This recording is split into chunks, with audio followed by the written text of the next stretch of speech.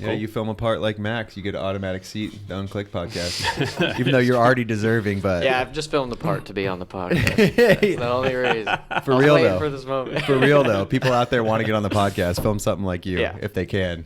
Yeah. You're good on it, if it's even a possible thing for anybody else out there. I like that the podcast is kind of, we have Brock on afterwards, we have Gary on afterwards, Dakota. So I think it is cool to really dive into video parts. So when we did the news podcast, it was all these comments like, you guys should get Max, should get Max. Yeah. And it was already in the works. So I think it's a cool thing because you watch the writing, but you never, and you can see the B-sides videos, but you never really know like the back stories of all the clips. So I think it's a really cool idea for sure. Yeah. Cool. Well, we got you here, Max Miller. Nice to finally meet you. Yeah, thank you for having me. Nice to meet you too. Yeah, more than a moment. And your name is Stu. What's your name again?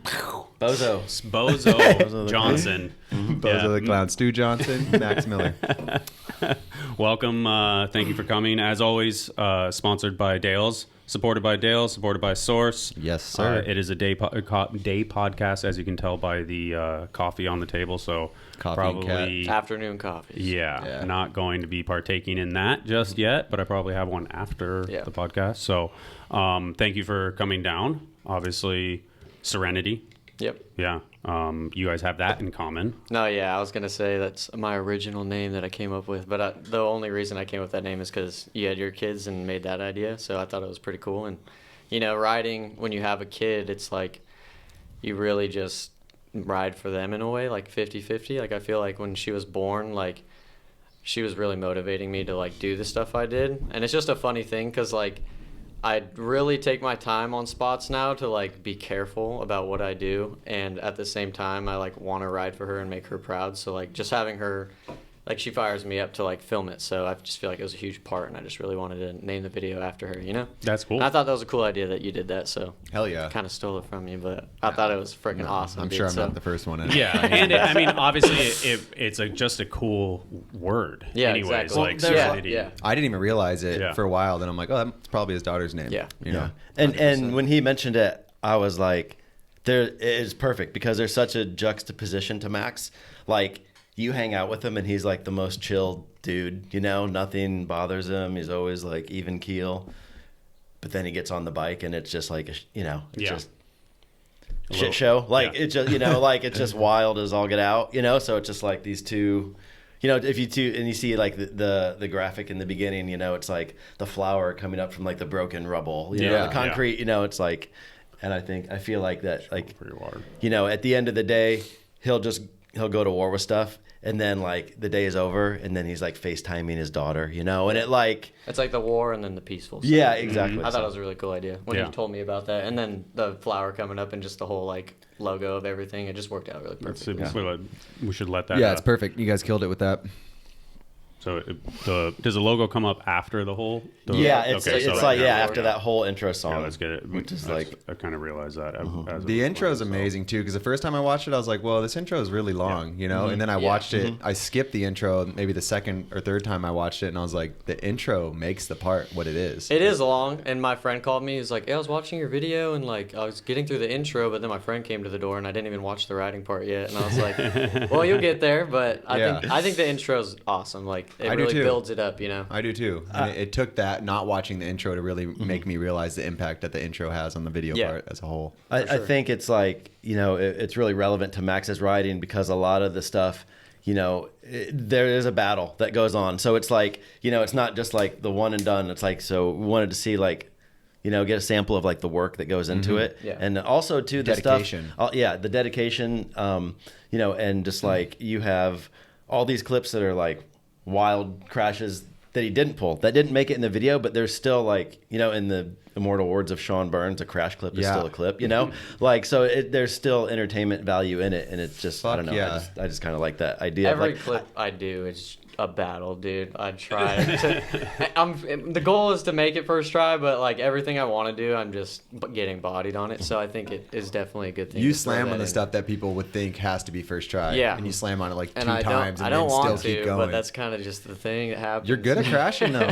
and for me, like, I wanted it to feel more like it was a, Yeah, this is a part that really, in all honesty, it deserves to be in a DVD. Mm-hmm. You know, it deserves to be like almost like the last part in a DVD. So I didn't want to take an approach to like, oh, well, you know, someone might get kind of sick of sitting through the intro just because it's carrying on a little longer. You know, like this is how, if I were making a DVD, this is how I would have done it. You know, like I just kind of wanted to, you know, I didn't want to skimp on that process. I wanted it to make it, you know. Well, even like that. when I was texting you today about it, there was a point where I was typing and I typed out edit, and I was like, delete, video part. You know, because it's an important distinction these days in a lot of ways, that it's like it's not. It feels. I mean, your effort and your editing and the way you put it together, it really felt like it would be doing a disservice calling it an edit. It is, yeah. An edit is something, it's kind of old school now, you know, when you say, or what is an edit? Like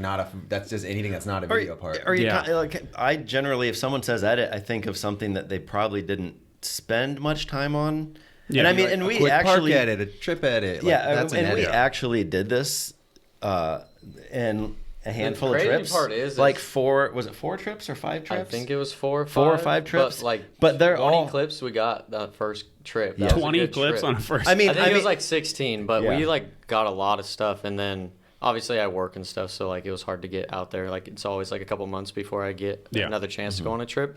But And you yeah, need like time 4 to or heal. 5, You need time to 4 or heal. 5 trips, and then I had the other filmer in Reading that was filming me too. So like, I think we got like 10 clips, but like I'm always working, and it's way easier to get clips when you're on a trip, like with people, you know. So like in your hometown, when there's nobody really rides where I live, so I got to go out with my filmer and just like do a banger like with nobody there, you know. It's hard to get in that headspace to do that kind of stuff. I mean, by yourself. I think first of all, I think we definitely have to name Matt Hansen. Yeah, like Matt Hansen, he's the man. He's the man. Like without him, like this edit or this part would have been. I know. I just said it. Stu. We just said it so many times it was on my brain. yeah, but Matt the part was there. really would have been. It would have been missing a few of the heaviest clips that he like the really came opener through. clip, he filmed that one. Yeah. And he's traditionally a like skateboard photographer. Yes, he. I thought that was in photographer. Austin? No, that that's first in one? I Reading. did have Austin Wow. vibes. That spot's Yeah, I actually thought that like was in 10 Austin. minutes from my house. No way. That's crazy. I drove by every day at work, and I never thought about jumping off of it. And I think Matt was like, I think you can jump from the top into the bank.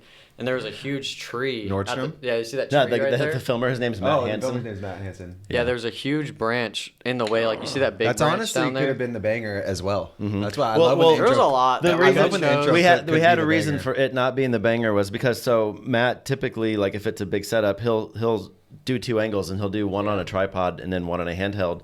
And so I wasn't there for that. So I guess what happened was you were coming, and then a car started coming. So Matt had to. He said I'm good to go, and then there's like a parking lot down on the left side. It's like a Safeway, and this lady just came like turning out of the parking lot super fast. So he just kind of like put the camera down and ran over there and just had to like stop her. Oh, whoa. But Max was already. But, going. yeah, I was in the zone, so I went. But yeah, it's funny. Yeah. So- That so angle's that's why all we you only- ever yeah. need, though, right? Yeah, exactly. That Well, angle And I is said the we should. angle. I said we should use it for the opener clip because it's just one angle, you know. Yeah. So it's kind of just a one bang kind of thing. That's So he blew the clip, but he saved your life. Yeah. But he got. But he got the. I got the told him I tripod. was like, I'm bummed, dude, but thank you so much. You just need that angle. It's a trade-off. But, Maybe that's why it's so crazy. It just has this one perfect angle. well, we did get when I got the footage. I was just like, Not why it's so crazy, Whoa. but why to me. I love just one angle. Yeah. Holy Yeah. fuck! I love what was that? angle. And then the I don't part think starts. it needs Yeah. any more. Yeah, I got it the does footage not. and I was see it. stunned. But I also was like, wait, are you taking off like a little embankment or is that all straight bunny hop? I couldn't tell, you know, like It's a totally behind angle, couldn't tell. So I had to ask them to go back and shoot the run up. So that's at a different same Yeah, clothes. I threw the but same that's clothes that's on a and few went months back. later. That's smart of you because this Movie makes magic. it- We needed to No. explain it just a little better, so that really sets the tone for it. You does, know, yeah. you're like, oh, And then this they is got this straight side angle. Yeah, this Like, is it's perfect. straight hop. So when you obviously you Good call on you that, put the that dirt helps. at the dirt at the bottom, but I feel like I would have. It's not even really dirt, dude. It was literally mulch and crap? There's needles and freaking garbage bags all in there. We had to. There's like the bottom of that is just all trash, and then we threw some dirt on top, like from the side with a shovel. But It worked. It made it yeah, smooth. they made it work. Yeah. I was gonna say it just looks like it looks like if I were making it, I would have made it like 4 feet wider on both sides just in case. But I don't dig trails, so I was just going to work and I was like, I think this is enough for today. We got it. I mean, and like when you're doing something like that, you want to do it. You know, you don't want to sit there for too long. And I was like, this should work. I mean, I'm a little shocked that Max even made that transition. Really, a little bit. When you get to know this guy, he doesn't usually take a whole lot of precautionary measures. Yeah, but for that, I needed it. Oh, for sure. I thought for sure it was Austin and Clint Reynolds made that. Right. Yeah. You could tell. I hired him to come out for the day, and I was good to go. But yeah, that was probably one of the. Actually, it wasn't that scary for me. That clip, like, you know, clips that are crazy. Like sometimes you like overthink it and you don't really want to do it. But when I was up on the roof, like it felt good. Like I was just ready to do it. I was like, it's a rail hop. Just think of it as a rail hop. And since I made the little dirt thing, I felt pretty good about it. I was happy for myself. So.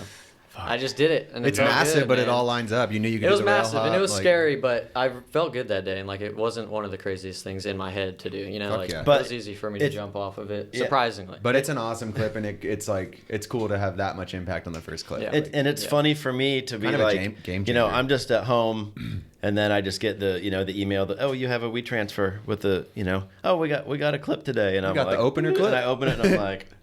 I'm just for sure. Yeah, that is a clip. You're like that makes our video part a little better. Yeah, like just knowing something comes in like that, from And I know what we get on our trips, and I'm stoked. I know it's a good clip too. When Stu like texts me, he's like, "Good stuff today, dude." Because I'll send him some clips and he just like won't respond. But like I knew that clip was pretty good. If he was usually respond.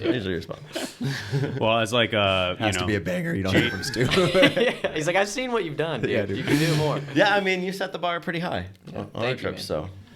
Shall we rewind a little bit and get to know Max a little bit outside of the video part? Yeah, I feel like we can break it down a whole bunch. Sure. Yeah, I mean, I feel like Max is kind of a mystery to a lot of people. Yeah. So there is this the video link you sent me, and I watched it. When it dropped. I mean, I think it was a couple years old. Is it maybe only a year old or? Yeah, the thing, the profile thing. Last year. It's like a year. Yeah, I honestly feel like that is very. People should watch that. I mean, this podcast we're going to get into all of it, but that profile is like really underrated for how good it is and how well it shows off your life. And that profile, I think I really talk about my video parts a lot too. I don't even really dive into like my backstory. I don't really have any videos of like who I am or anything. No, I think you do because you kind of talks about how like you were blowing up and then COVID happened. Like you're a creature of COVID fucking you over. But other than that, there's not a lot of you online that isn't just a writing part. Okay. So I think that's what you're saying. That's kind of what I'm saying. It's kind of if people want to get a little grasp on. It's not like other than this. Really, really like down to the earth like me. Like I have a lot of things to talk about myself. Where are you from originally? Originally, I'm from Discovery Bay. It's an hour out of San Francisco. Okay. It's like kind of by Stockton. But it's literally just like a little town like on the Delta, like a waterway, and there's not a lot going on there.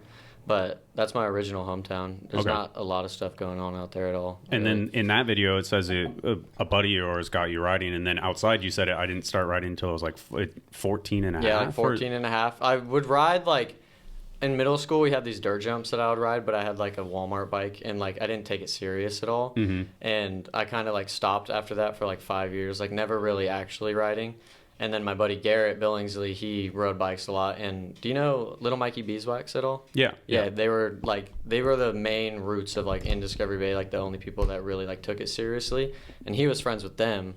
So Garrett got me to get my first bike ever, and then it kind of just took off from there. Like he showed me how to do like my first 360 and all that kind of stuff. And I went to the skate park for the first time, and I just fell in love with it. So I just kept riding and stuff like that. But you skated before? I skated before for a long time, yeah.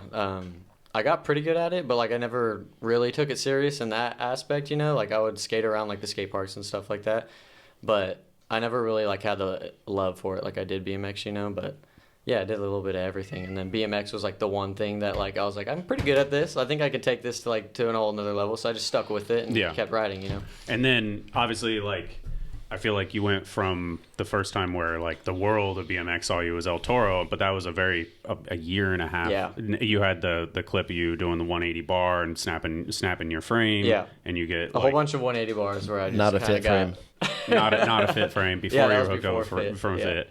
But how does that?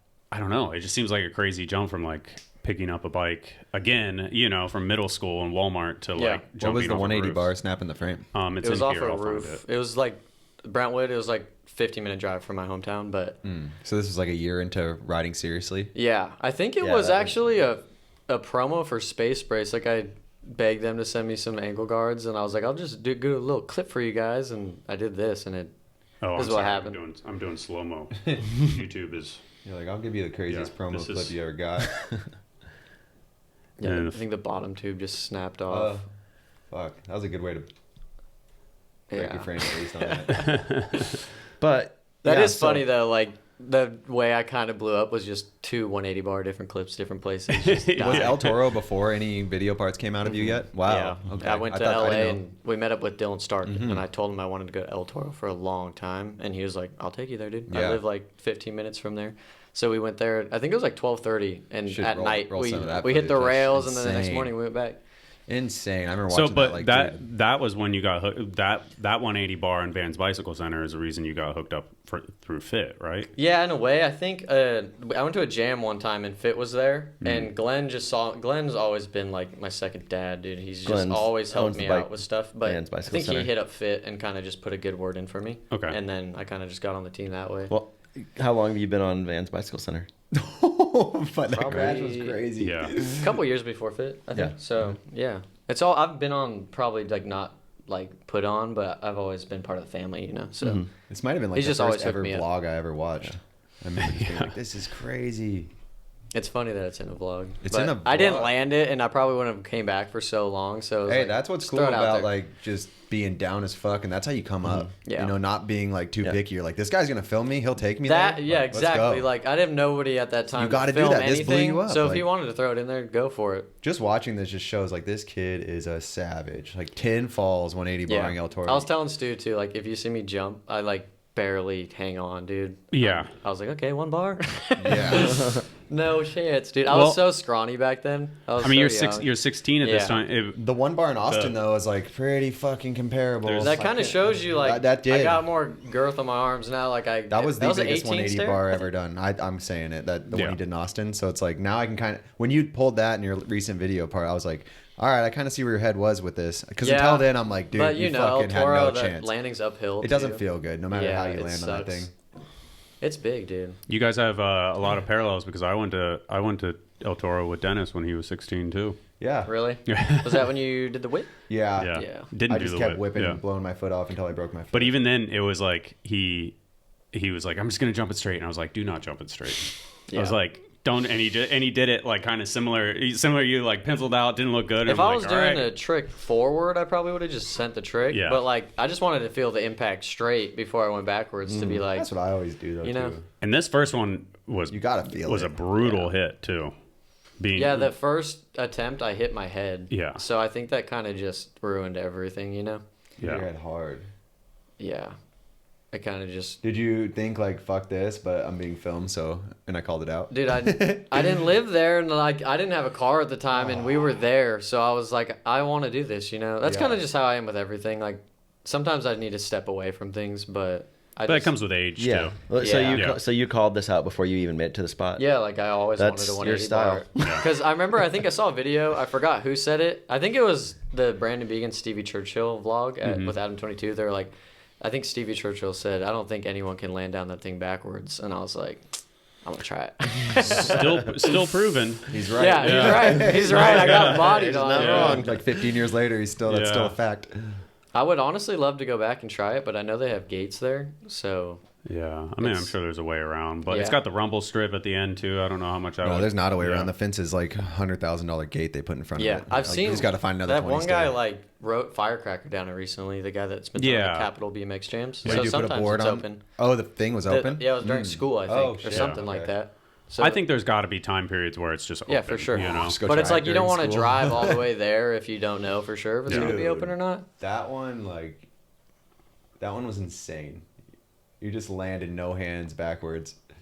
Yeah, I was beat up after this one. I bet. That one was pretty close. Looked like your hands were just sweaty. Yeah, I think I hit my head on the first one, and then the second one, I was kind of just thrown off with the head thing, and I missed my bar on the second one. Yeah, the second one was savage. And then, it just kind of went downhill from there. But From like, missing your bar, you got away pretty damn good. Yeah, and it's like I can one bar, so that was just like that didn't give me any confidence. I was like, "What's going on, dude?" And yeah. So what was the response of like kind of BMX after this? Like when this footage dropped, was it kind of like, was it good or was it negative or what? It was some negative stuff, you know, like I didn't land it and everyone was probably like, it's not in a video part. You should save it for a video part, even though I didn't land it. But there was a lot of good from it, you know, there was a lot of good from it. This is when I blew up. Like I didn't have like any followers or anything. And then this kind of like got stuff coming. Yeah. And it kind of motivated me because I knew like people were watching. Was there an aspect of like people saying, oh, this dude's just trying to get attention? Because I think I remember watching it. I think I remember watching it and be like, I've never heard of this kid, and this is a pretty wild way to like discover somebody, you know? Yeah. That's the thing too. Is people probably saw me for the first time on this, but I don't know. I don't take any of that to heart. I love riding my bike, and I know that deep down, so I'm just gonna keep riding. You know, like I know I just did this because I love riding and I wanted to do it. You know. Yeah. That's the only reason I was there. But. So you're hooked up by Fit at this point, and then it's kind of what year is that El Toro stuff? El Toro, I think I was 16, so I don't know, I suck at math, but 2017. 2017, okay. Yeah. So how long were you on Fit when this happened? Like it was just fresh? Got on Fit, I think. Like they just sent me that shirt. I messed it up, but yeah, that kind of gave me more fire, I think, to go do that. Yeah. You know, I was like, let's go 180 bar El Toro because I got a sponsor now. So, but yeah, I think I'm going on 7 years now with Fit too. That's cool. That's cool. It's been a while. So after this, is it from my memory, I always feel like it was in a very short period of time. You had the kid Adrian that did the bar or something. I think and almost like that was either a couple months or before or after. Okay, because it was definitely that time period where it was like the bar was on Instagram and people are like, why is this on Instagram? And then that was like the point where El Toro was like really popping and everybody wanted to go there. So I think that probably had something to do with it. It was online and I was seeing it and I was like, I want to do that, you know? Yeah. So you came down with your boys and then you go back up to Stockton area and then you guys are filming video parts, just kind of doing the normal thing. Yeah. Right? So for like probably a year or two, I was actually living at my buddy Chase's house. Technically, like I was never home and I kind of like wasn't that good in school. I was doing like online school and I was just filming for a video part with Lee. Like the funny thing is that video is like 4 minutes long, but there's only 10 clips in it. And those 10 clips took me like a year because that's when I was like partying and like doing all that stuff. So like we'd go out probably like once a month, get a banger, drink beer, and then party for another couple weeks. And then we get another clip and like, that's kind of how that video went down. What's the name of that video? It's called Maxed. Is this? Oh, no. Is it this one? So this is you're saying this is 10 clips. It's 10 clips. Yeah. It's funny, dude. I think he like put 2 angles of each clip and then like slow mode stuff, and then it kind of just made it like look like a long video. Squeezed it out. I did like the homage to this stair set in the new one, even though the half cap didn't go right, but you had something else in there. But this one, so this is your first video part. First video part ever, yeah. That's legit. Yeah, that's the thing too. Not swinging. How I was saying, like me and Matt Hansen for my new edit, we were filming by ourselves. Like that clip right there was like the only clip where there was people there. Like me and Lee were like the only other people when I was doing like all the crazy stuff I was doing. So it was kind of just me and myself, you know. Yeah. Just trying to force myself to jump off stuff. That's insane. This is only 10 clips. I would have never thought that. We're gonna have to recount these. I swear it's 10. It's gotta be more. 2 angles makes it 20 clips. Yeah, probably for him, he's like, he probably doesn't even count clips. That line, you know, like. I didn't even want to put that one in there, but we were like, we have 9 clips, so let's add this thing in there. I like seeing you got like the Cuddy NorCal spots that no one goes to. I know a lot of spots in NorCal. Like that's where I grew up, you know. So is that Riverside? This? Yeah. That is at Heritage. That's the same school where I 3'd that set and died on the half cap. It's like a warm up 9 stair that I would like ride before doing the 20. It looks just like this one that I think Jeff Slaughterly tried Ward 180 on, and when I saw it, I was like, "Damn, this kid geeks out on market shit," because it was like in probably some like crash section, like. Yeah, I mean, I love watching people's videos, and I like look at the spot and I like envisioning what I'm gonna do, and I like going to spots that people have done because like like you and a lot of other dudes, they find spots that are really gnarly, and that's what I like to ride. Yeah. And it's hard to find stuff like that. There's so, not like, that many of them. Yeah. So unless you're like traveling all over the world constantly. Exactly. But you know, when you're in your own areas, it's like I got that. Well, Chester did it first, but then I saw you do that, and I was like, ooh, I want to ride that spot like that. So see, it works both ways. He gets spots off your parts. Yeah. You get spots off his part. So it's the process of life. I actually got like knocked out on that too. Yeah, so that there's a clip of me without the helmet. Yeah, that's so you go back. You go back afterwards. That clip right there. Yeah, I got knocked pretty good. I think Denim Cox and Sauce were there. Yeah. And yeah, I don't remember. I don't think I got knocked out. I'm gonna pause it before you hit again. But that one looks like you broke your face. Yeah, yeah. It was a good one. But yeah, we went back and we got it again. I think it was like a month after. Like I healed up and I was like, can we go try that again? That is that crash what spawned starting to wear the helmet all the time? No, I wore a helmet. When I did that, I just didn't have my helmet, so I just did it. Fuck, you got so close to casing it. Yeah. To over-icing so gnarly. Over-icing it. You can see the wood. We put that wood there, and it was really slippery. So like I felt like I couldn't spin. So I was just kind of like just hucking it. Yeah, I remember like when this came out, I was like, this little dude like knows like cool spots. Like, you have a really good eye for spots. And Sauce actually took me there. I didn't even know about that. But the whole video part itself is like it's filled with cool spots.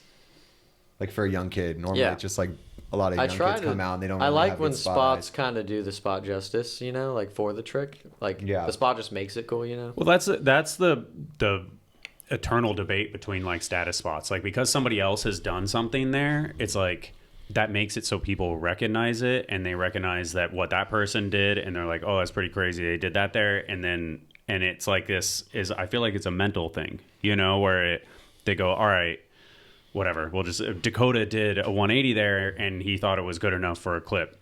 And then he's doing a 180 bar, or he's doing a truck, and then so whoa, that's crazy. Like and it keeps playing into that game, you know. Yeah. Well, I feel like one person does something and they're the first one to do it, so like maybe this is possible. And the next person is like, okay, if he can 180 it, maybe a one bar can be done. Because it just keeps going up and up. Because you think of someone like Dakota as the upper echelon of street riders. Exactly. So if that's what he's doing on that spot, that's probably, you know, the difficulty level is like up there. And that's the game. And then it's like, as you said, it's like that's what people don't like about it is that you're like, oh, you're one-upping this, or you let him open it up and then you just go do something better. So there's like it makes sense from both sides, of course. I think there's definitely times where it's like if someone's done something, like leave it alone. But at the same time, it's like I'm just riding for fun, man. I just want to do a trick on it, you know. If you're gonna do it, that's how I am. Like I'll never take it personally if someone rides one of my spots. That's how I feel. Because then it's like, then it's cool for me to ride everyone's spots and just makes life more fun. You know what I mean? I just want to see someone get down on something. And if apparently, they do it, apparently, cool. ABDs aren't even.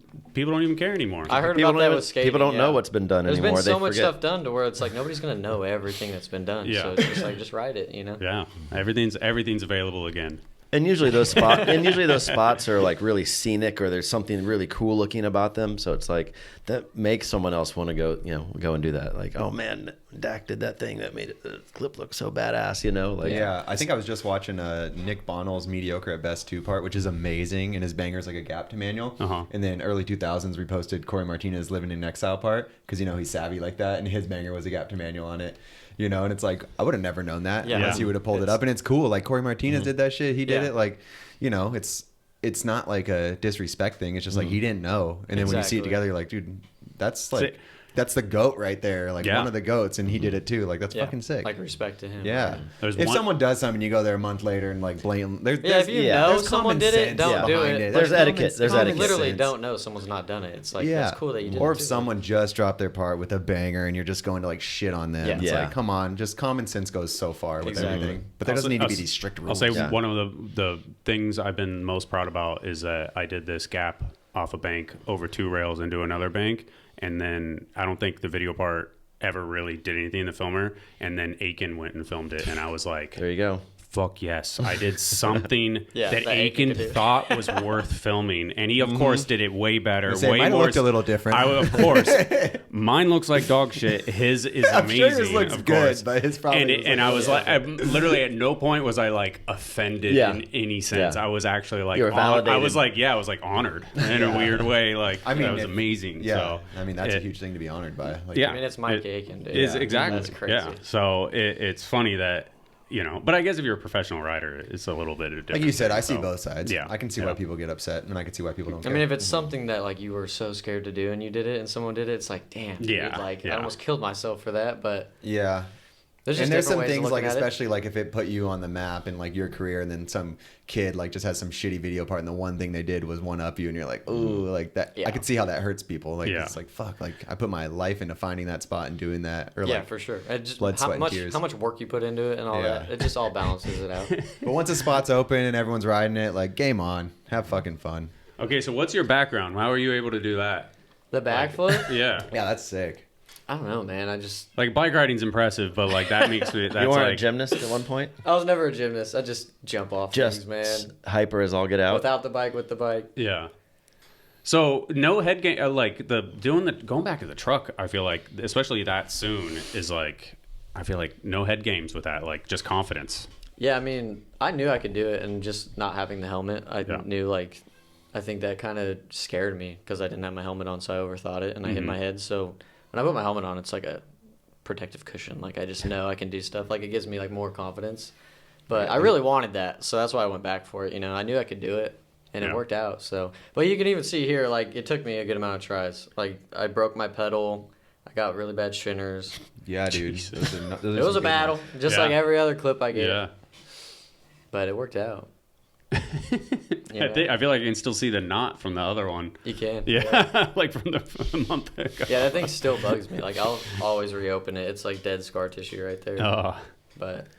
So yeah, that's a hell of an intro, dude.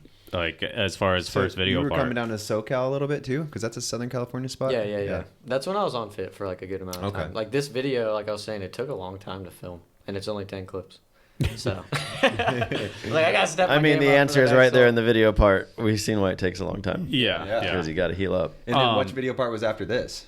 The next one was Stomping SoCal, right up there. Yeah. So like partying, you mentioned partying stuff. Was that like, you know, partying too hard up there in NorCal, or yeah, it was just drinking. Like I definitely drank a lot when I was younger, and that's why I don't drink anymore, because it just kind of everything I do is just I do it a lot. You know, like I take it by the back and I just keep doing it and doing it and doing it. Mm-hmm. So drinking was just every day, all the time, and I wanted to ride my bike and take better care of myself, especially because I had a kid. So that's when I stopped. You know. Yeah. And I just knew, like, even today I want to have a beer. Like I would love to have one beer, but I just don't trust myself. I know I just need to take my time and just keep it going so that one day don't drink at all. Yeah, not at all. So I don't trust myself. I feel like if I have a beer, I'm just gonna get back into it, because I have an addictive personality with everything, you know. Mm-hmm. So I was just like, let's just dump the beer and put all of that into riding and see what happens. And was that a thing that you did yourself? Yeah. See, dude, that is like such. Myself and my girlfriend, like, she really, really helps me with like everything I do. Obviously, you know, like, and she is always there for me. She pushes me to be better for our family and my daughter. So you know, I try my best, and not drinking, I'm really proud of myself. Honestly. Yeah, I was gonna say be proud of yourself. It's been over a year, right? Almost, yeah. What's that? Almost 2 years. Oh, almost 2 years. Yeah. So, nice. But yeah, now it's like at the point where I don't even care. Like I don't even think about beer, and it's crazy to be at that point, because every day I always wanted to drink and just party. But now I'm enjoying life without it, you know. So That's it's cool. awesome. It's awesome because, like, you know, obviously we're on filming trips, and he's just, you know, putting himself through hell. Yeah, I was gonna say. And then we get dinner and we just go take it easy and relax. And he's up bright and early the next morning. And he's like, "Let's go to the skate park. Let's go to the." You know, he wakes up bright and early, and he's got tons of energy, and he's like all about it. So yeah, this is the super project focused. I filmed with him. This is the it. first project I wasn't drinking at all, and it kind of shows you, like, I think I went a little harder and better this trip. Yeah. Like it proves that, like, it helped me in a way, you know. So this is the first project you weren't drinking the whole time through. Yeah. All the Well, other- like I all the wasn't other ones like are still drinking partying. all the time on the trips and stuff, but like this is the first time I didn't have once of alcohol, like the whole process, and it kind of like showed me that like this is helping you for sure, you know, Right. like it shows. So the kid thing is a big deal too, because I mean, it's the same for me, where I felt like I always say it's when I would have some drinks at night and I would wake up and I felt like I was starting at 85% or something, and then the last 15% was my kids. And if I didn't have that, my patience, my energy level just like wasn't there at the end. And I'm like, hey, I need to make that as responsible choice at that time period, you know, and be like, hey, I need to roll this back a little bit at points because we would just have drinks every night. I don't look down on alcohol at all. Like one day I would love to come back and be able to like drink responsibly. Yeah. So everybody do what you want to do, but you just for me, I'm doing it for me because I know I have an addictive personality and it just wasn't going the right way. You know? So I'm tempted to ask. I feel like I could do a whole parlay of conversations with Stu about this and experiences because I've like Churchill. You know, like I have a memory of a dance comp trip and I bought him beer, and Stu was bummed at me. Yeah. And I was like, well, we're just having fun. And then obviously it rolls into him. Not that me buying him a 12-pack has any significance in his choices, but I'm like, as I got older and I kind of thought about it more, I like really like I was like, fuck, why did I buy him beer? Well, you didn't buy him his first beer. Exactly. So yeah, I know I didn't have a great effect on it, but it's some sort of like responsible adult aspect in me where I look back on it and I'm like, man, well, naturally you're gonna feel like you partaked in it, but it's like it's not your fault. You know? Of course, but we could talk to Stu for an hour of watching riders roll into a bad direction and how he's navigated that, but it can happen. But I mean it's I'm proud of him. Like it's super refreshing to see someone who's like, you know, and there are other people that have done it, you know, like on trips that are just like so focused and they know exactly what they want to do. They know what they want to get out of the project, and they know that, you know, he knows that eliminating that, you know, the drinking is going to help him get to get to the goal that he wants, you know? So it's like, that's respectful. Like 100%. There's times where I want to drink, like Dawn of the Streets. After Dawn of the Streets, we were out till like I can only 3 a.m. imagine. I was with the bottle kids and everybody's drinking and I was just so cold and I was just sitting there like, dude, can we go please? But I didn't want to be the party killer, so I was just like chilling. But I really wanted a beer at that moment. Shivering. I just need a beer to warm up. Exactly. But everybody else isn't cold because they're drinking. I'm like, dude, I'm they're so sweating. But props to him for like, you know, looking inward and looking at himself and knowing that that's something that he wanted to change, you know, because and there's, you know, I've been on trips with lots of dudes that, you know, they go out and drink and party and they can still handle their stuff, you know, which is like respectable too, but like it's awesome, you know, a lot of people don't really look inward like that. Self-evaluation is a very, very important personality trait to have, because you go, whoa, where am I right now? Do I want to be here? No, I don't. And that a lot of people don't take that second to really have a real thought about that. It's weird, dude. Like you'd think for yourself you'd be able to do that more, but when you have a kid, it's just like, I feel like it's so much easier because you just want to do it for them, you know? So 100%. I love her and I want to be the best father I can. So I'm trying to do the best I can and feel like it's going well. I have a weird question. We could take it out, but like, was your dad around? My dad was around. Okay. It's a weird like my dad was there. He just was always working, and I just had a sister, and she was a little bit older than me. And my mom was in the picture, but she wasn't around much, you know? So I was kind of just always at home by myself, like, and I feel like that's kind of what made me just like not go to school that much, and like I was just kind of rebelling. But yeah, I never like really had that like family picture, you know? Like I never had a close family. Like none of my family members really talk. We never really get together on like holidays, you know? But my dad was always there. Like he's a great guy. I love him so much, and he's always like been there for me in the things I want to do.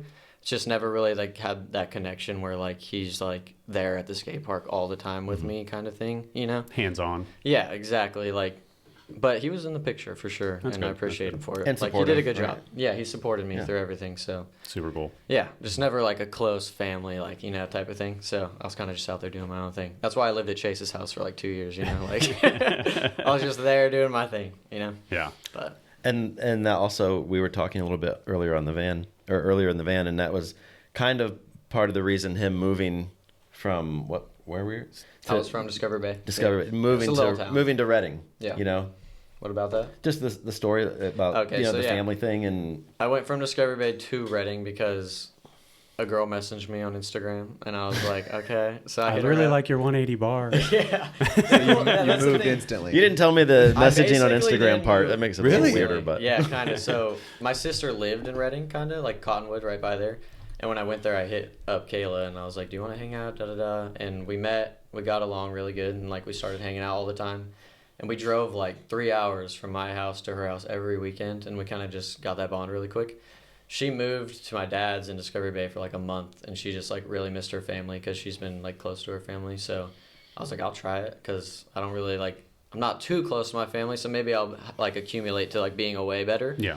And I kind of just stayed out there, and we had our kid like within like 6 months of knowing each other, so we kind of just made that work, and I've just been out there ever since. At least within 9 months of knowing each other. Yeah.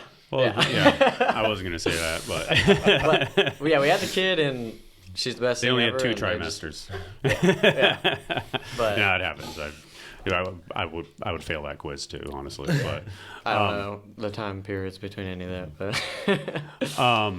But it happened quick, and you made it work. Oh yeah, no, Reading, and just that's where you've been since. Yeah, that's where I've been, and I think it was the best thing because Reading's kind of like a better place to raise your kid. You know, like there's a lot of outdoor stuff to do. So yeah, just less people and just better like outskirts of like things to do and like family oriented stuff. And you have her family, which is like a great support system for raising Serenity. Yes, right? Exactly. Like they're actually like not that much in the picture, but they live like an hour away in Weaverville, and we definitely go see them a lot, and like they're always there. Her mom's always buying her like a whole bunch of stuff, so like she definitely like is a part grandma. of the picture for sure. Yeah. Grandma. Cool. Yeah, that's very cool. Reading almost seems like its own world, whereas Discovery Bay is just like a little tiny piece of like the Bay Area, you know? Yeah, like, it's really not even like the Bay Area. It's like Eastern Bay Area. Some people don't count it, but it's like I don't know where else it would be involved. So it's like Bay Area, Bay for Area, sure. just like the outskirts. Yeah, I do all not the know Bay where Area this spots is. like 30 minutes away. So yeah, I count it. Whoa. Yeah, but we're Reading. It's like it probably feels kind of cool because you're like, this is our world right here. Where Yeah. like Discovery Bay, you're like outside of a big world. Exactly, and that's what I miss. You know, like the street spots and like you can drive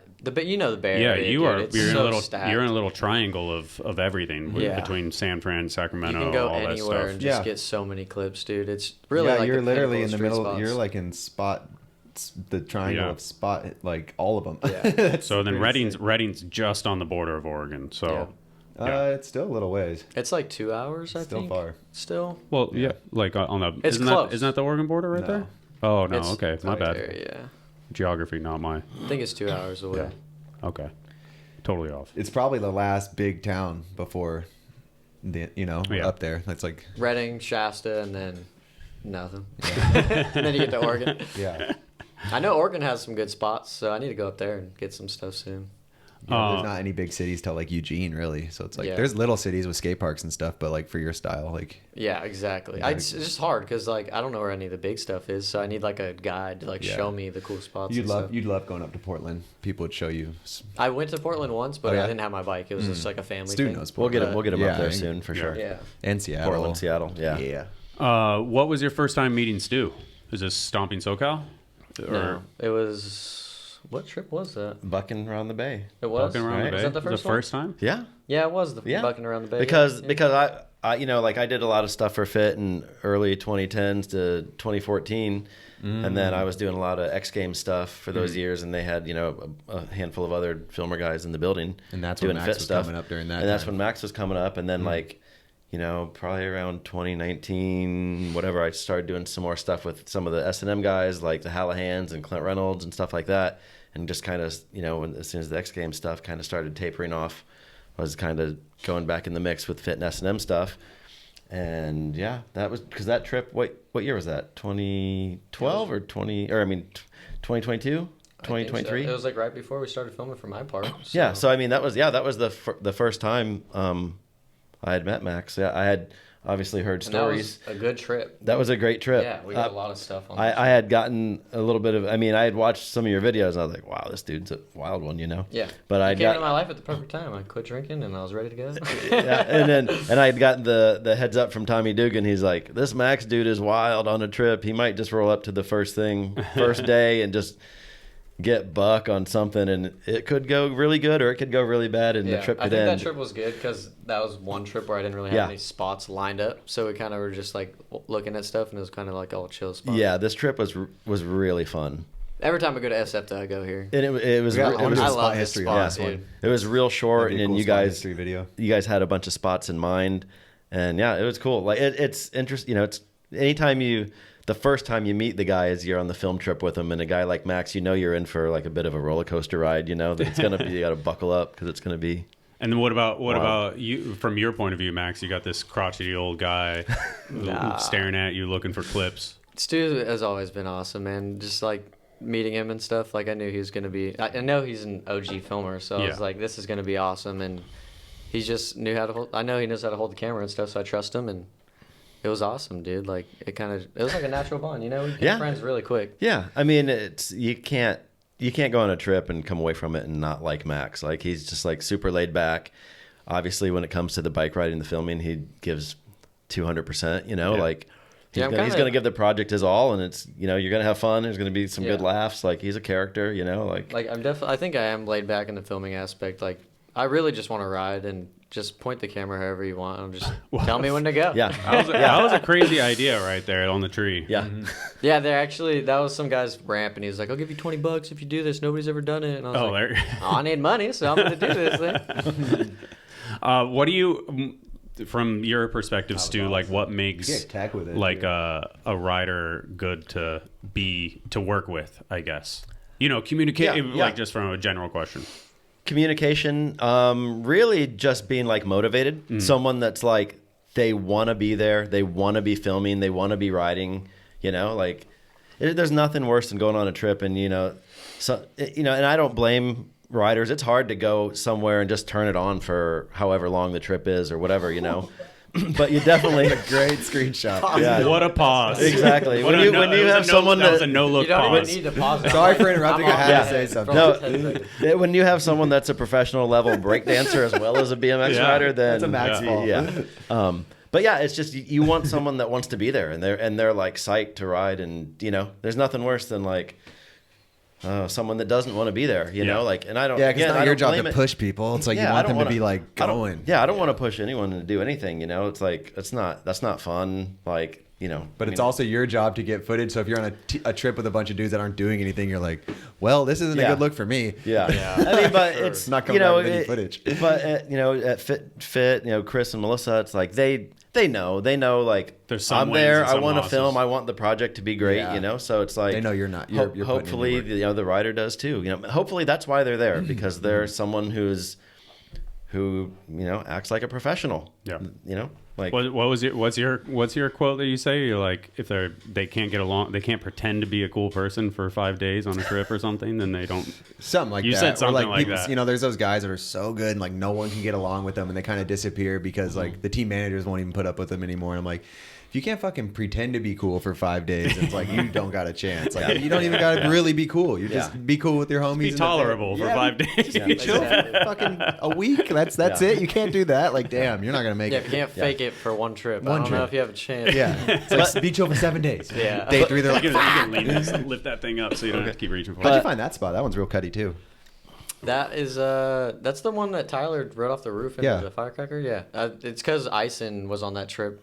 Was he there? Right? Ison met up with us. Maybe did not. he meet up with us? I know Mikey. I don't even Mikey's recall. really good. He's been friends with Ison for a long time, and he grew up there. Okay. I think Sebastopol, right? He's a random little town. Yeah, it's right by a skate park, I think. But yeah, we know all those NorCal spots, or we know people that know about them. So yeah. And another thing that we go back to, like having a rider that like Max will not this trip because we didn't really meet until this trip, but all the other stuff that we're doing for Serenity, he's hitting me up with like all these spots. He's spot searching before the trip. He's doing his research. He's trying to hunt down stuff that he obviously doesn't really want to ride the exact same spots that he's not really looking to really ride flat ledges or just like your basic 8-stair handrail or whatever. He's really. I would love to go out and search for stuff. I'm out on a trip for a week, so it's like I gotta be ready. Doing your homework. He's got a list. He's got a list of stuff that he's like, I want to do this. I want to go see this. I want to. Awesome. Waiting like on the 360 and the banger for Serenity, like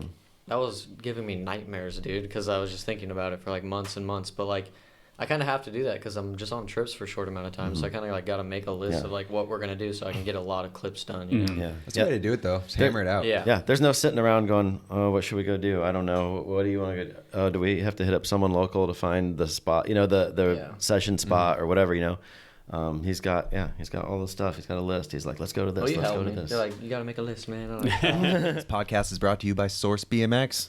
Officially the world's biggest shop. They run one of the best jams of the year. Mm-hmm. They have a distro in America and in England, so they are worldwide. And one in Germany. Now. They're just growing and growing. They have one of the maybe the sickest team in BMX now all of a sudden. And they have I think this feature is pretty incredible on the site is the bike builder. You can go in here. You can build it off of pros bikes. They have Smiley's bike. They have Stark, Garrett Reynolds. They got Rayford, Mills, and then, kink build if you're looking to do that, custom BSD build, street, park, trail, and then you go ahead and go in here and you can modify it and change your frame out. Cool. So their website is high tech. It literally is. That's so cool. You go ahead. And they got everything. So if you don't got a bike shop with everything right by you, here's your online bike shop. They deliver all over the world. Mm-hmm.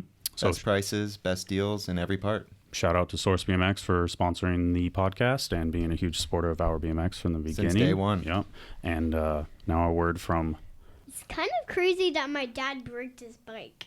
He broke it?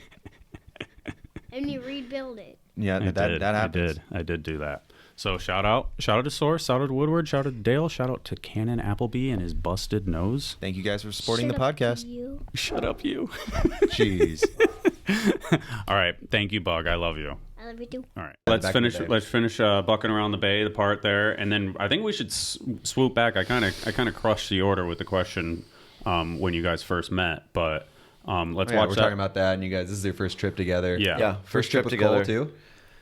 I had been on a trip with Cole, but that was your first trip That with was Cole, our right? first trip, like, as a team, I think. With Yeah, and I mean, well, obviously this thing is like, it's like in a roundabout way, it's a promo for the Young Buck frame, which was like a split frame between him, Cole, and Milky. Mm-hmm. But yeah, that was the first time we had all gotten together and done a little. Good first video. Yeah, and it was really fun. Like, It's a good video. If you would have asked me beforehand, you're gonna make some little promo, like, and we only shot 3 days or 4 days. I think it was a 4-day trip. 4 days, and you beat the hell out of yourself right off the just bat. like every other You trip. could barely First walk day. at the end of it. But bruised my ankle the first spot. But yeah, we came away with like a fun little thing, and That's I a think great video. I still remember that one. Yeah, I think a lot of people were Not still remember it, but for a frame promo trip, Yeah. it's like I remember I think standing it's out. one of my favorite videos that we've made, like, on Fit. Yeah, I think it was a good vibe. So this is Stomping SoCal. Who made this? Gordon. Okay. Yeah. And this came out before Bucking Around the Bay, right? Yeah. Okay, yeah. Like, This is, how like, much years- further? I Years, came out couple with years? this video like right after my first video part maxed, and then I kind of like didn't put a lot out, and then I just kept going back at it after that. It was just a little like 2 or 3 years. I didn't really do much. Was it around having your daughter and moving I think so. and COVID? Yeah, just meeting Kayla, and then we kind of just were like mingling, and then we had our kids, so like and the world kind of shut down, right? the world shut down, and yeah, like I'd put out that part, and then I think we went on like a couple trips. And, Ooh, that was you tapped the yeah, fence. I'm always doing something sketchy to scare myself, man. If you would have tapped a Wait, didn't you tap the fence too? no, What'd you do? tapping that fence. Didn't you kicked it? I don't think the goal is to tap. You ate shit on that though, right? Oh yeah, back in the day, long time. You ago. whipped that, right? I whipped it, but it? way. Oh, long you time kicked ago. your seat. I know canned it and like got way over, and I tapped my seat. I was like finding all these similarities between you guys. I'm like, you ate shit on that too, though. I did eat shit on that. I forgot about that. Yeah. I forgot that was the same spot. That was a long time ago. So you fell on the Nova can? The Nova can. I had to bring my bike up to get over the fence, so I Nova can like super deep and Yeah. tapped the fucking seat and slid all the way down that ditch. Yeah, I think this whole video was like 3 weeks. I came out for like a week and then another 2 weeks or something. But we were just stacking. It's cool how, I mean, you can tell what you like, but you obviously are very technical aspect technical. is like Very is versatile. you have that. I like riding everything. Yeah. I just like to put all of everything in there, like park, street, and I don't have any park clips though in edits yet. But I really You want did to start. You did at doing the that. Treasure Island spot. You were killing it. Yeah, like, while you truck that and stuff. one. And that park's not easy. I just to feel ride. like I'm not that good at parks, so every time I get a park clip, I don't know if it's like good enough to put into the edit. But it's always cool to throw them in there. yeah, one day I want to start doing that more. But Yeah, but you definitely excel at what you excel at. So fuck it. yeah. You're not. I try to be you're not technical, doing anything dude. wrong. The biggest thing with the tech tricks is they always take me forever, Mm-hmm. and when I'm going on trips, I don't have that much time, so I try to just, I don't know. Usually I'll do a tech trick, and I'll get really mad because I can't land it, and then I'll Yeah. be like, let's go to the roof spot, dude. Let's just go jump off something.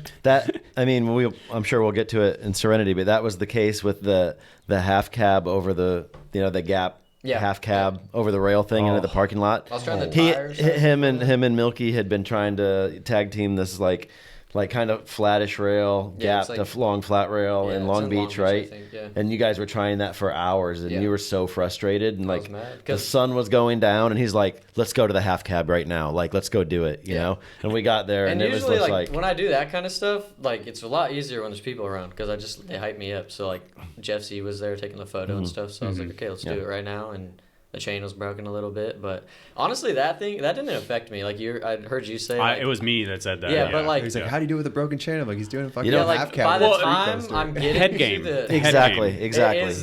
But when doing that half cab, you're gonna fucking because head games. Yeah, but because what if you're pedaling at it and then it snaps and you're on the ground, you got to get up and then like. Yeah, you got to take yourself out of that headspace. You know, exactly. Then you got to go work on your bike, and it's just like the two old guys are in agreement right here. Exactly. I mean, I get it. That's why you guys are doing what you're doing, and we're these guys. I feel like when but I don't make the smartest decisions sometimes. But when you're it's just on the go. Your bike can be so. And like when you're pedaling up to that, like dude. By the time you have the speed, you're kind of like have enough room. By the time you're done pedaling to like know if you're gonna. I totally understand why you don't need the chain to be fully intact to do that trick. Yeah. But it's just the headspace. It'd like be nice that's what. If it wasn't broken though. Yeah. But it'd take you more out of the zone to go fix it. Yeah. Oh, I mean, let's be honest too. That makes the clip even that much better. Yeah. You know, like there's the story behind it, and you're like, what? 100%. Now I feel like we have to watch that clip, so it's fine. Yeah, it's at the very end. The raw part is at the very end of Serenity, like after the credits, right there. Yeah. It's like you can hear him say, like, "So my chain's something," and like we thought we were about to get kicked out any minute too. You know, like. What was that from? It's just him after being beat up. It was just, I was falling. Has anybody else done something on this? Who threed it? Ty. Yeah. I got so close. I always get close to the rail, dude, or I hit it with my Makes back it tire. sick though how you do everything. You do everything like right on the edge. I was going slower than I wanted to though because I didn't want the chain to break. Fucking die. But I mean, felt fast enough to send it and it worked. Is that? I mean. That's one of the gnarliest half cabs. It's up there. There's a lot. Nathan's on Rincon. Rincon's crazy. Yeah. He did the other one in Austin. Mm-hmm. Nathan's got some. Which one is in Austin? That like white rail like into the driveway. It's like on someone's house. Yeah. I don't know exactly where it is. But no, it's up there. Yeah. Yeah. And I'll be honest too. Like we said, he was at this other tech spot, and he's like, "Let's go to this." You know, the sun was starting to get low. Like we thought we were going to get kicked out. This happened so fast. It's like one of those. I'm like. Did I even just film it okay? Like I did. It just happened so fast before, you know. And obviously, I'm terrified. He's not terrified, but it just like in 30 seconds later, we're laughing about it. You know. If I can, like, I don't want to do the big stuff as fast as I can. I don't want to look at it. Like, I just want to get it over with. Obviously, analyze it before I do it, but I just want to get it out of the way. You know. So I just do it. Hope for the best. Yeah. I feel like Rincon's bigger. It's just short. It's just the distance of that thing is like they're different. That is like two bike lengths. Like fuck. So pretty wild. I feel like I'd want to go faster on a half cab for some reason. Like the slow ones, I feel like are just like weird. I don't know. Yeah. I don't know. Rincon's high though. It's higher than you think too when you're going at it. I've never been there, but I know it's probably way bigger than it looks in person for sure. It's tall. The rail's tall. It's tall. It's just big in general. Whoa. And then obviously all that stuff. All this stuff gives you the confidence for the heavy stuff too. So I honestly like technical more than some of my big stuff. Like I feel more like accomplished because it's hard for me, man. And I feel like when you're riding like for 3 hours and you finally land a trick, you know, it's just you feel so good about it because you put in all that work to land it. And patience too, which is like that was super tech. That was crazy. Oh, we're back on the other video part. Yeah, we went back to stomping. Was Gordon working for Fit at the time? He was filming some stuff. He was the TM, I think. He was definitely the filmer, but he filmed all of this. Yeah, this is another clip. I was trying to tech clip inside the school, and then we rode out, and I saw this roof, and I was like, okay, I'm gonna get something. Yeah. That was such a cool line, though. This is probably one of my favorite clips ever, honestly. Just the setup is so awesome, dude. Super on pace too. This is crazy. That's one of the craziest clips.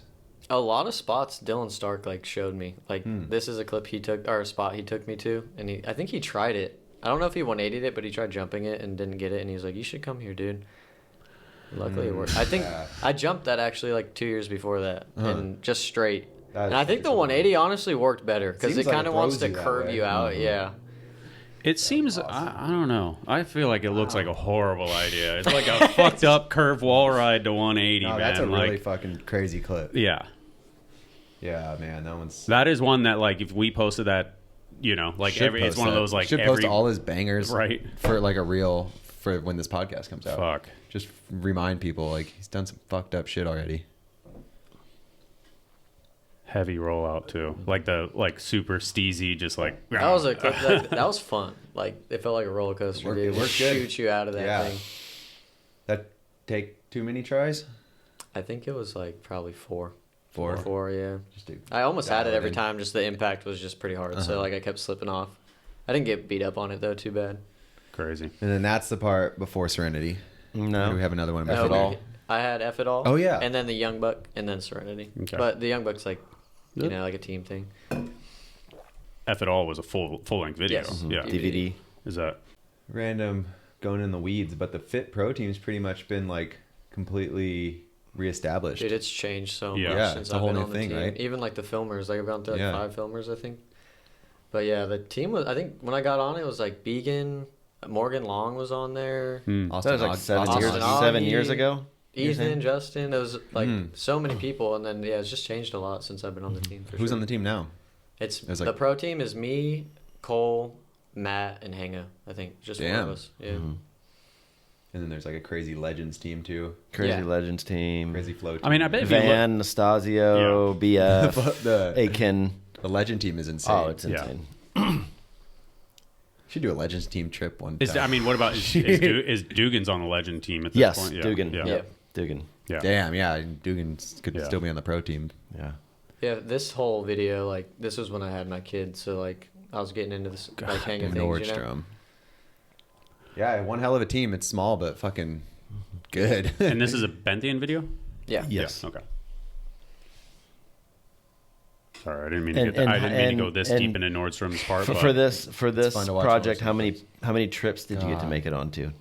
I think this was like 4 or 5 trips probably. We went to a lot of places. I think it was like Denver, Philadelphia, SF, and LA. Ooh, that thing has a shitty pop. That thing killed me. It looks like it's got a good pop, but that thing sucks. It sucked, dude. And like the way you have to 180, like there was a pole there, so you kind of have to like under rotate, and it's just weird. And even the famous ledge there sucks for BMX. Yeah, I'll skip that dude, one. I saw that when one we got earlier. there, Jordan Hango did like Nollie Smith, and I was like, okay, you can have that. I'm not gonna do anything on this. That was too cool. It doesn't even slide good. It's terrible.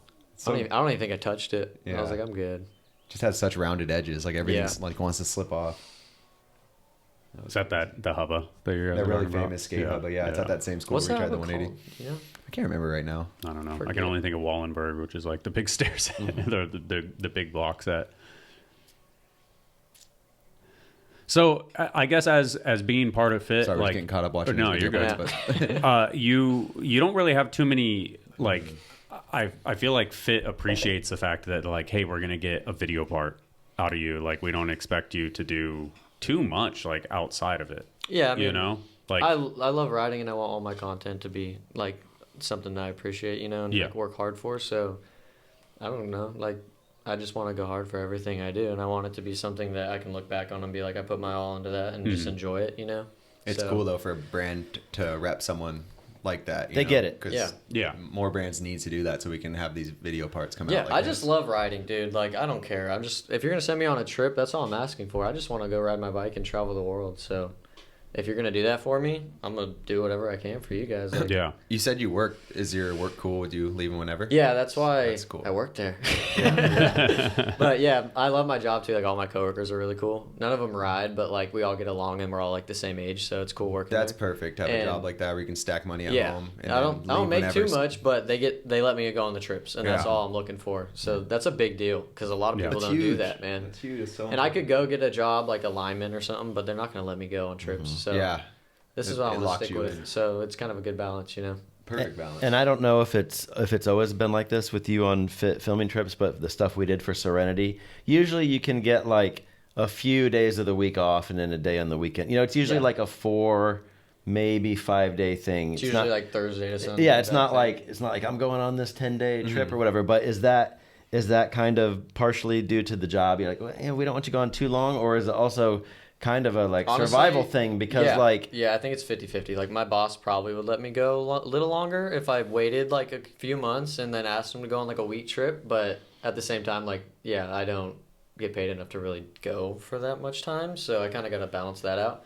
But this year we're gonna go on like a lot more trips because I got the 2-week like vacation thing because I've been there for so long. Nice. So. But I was kind of getting at that was like usually by the 4th day you're in pretty rough shape. Yeah, so it's like we shouldn't really go on. Because he's not good at pacing himself. I mean, he just comes out the gate and then it's just like that's definitely something I got to work on. Like the first day, I'm or always just keep going on these 4-day trips. Yeah. Go home. I mean, keep it's doing it. not- Like at if this that works, point, dude. I'm kind of used to it. Yeah. Like I know after the first day I'm gonna be toasted, Yeah. but I just ride through it, man. he can't.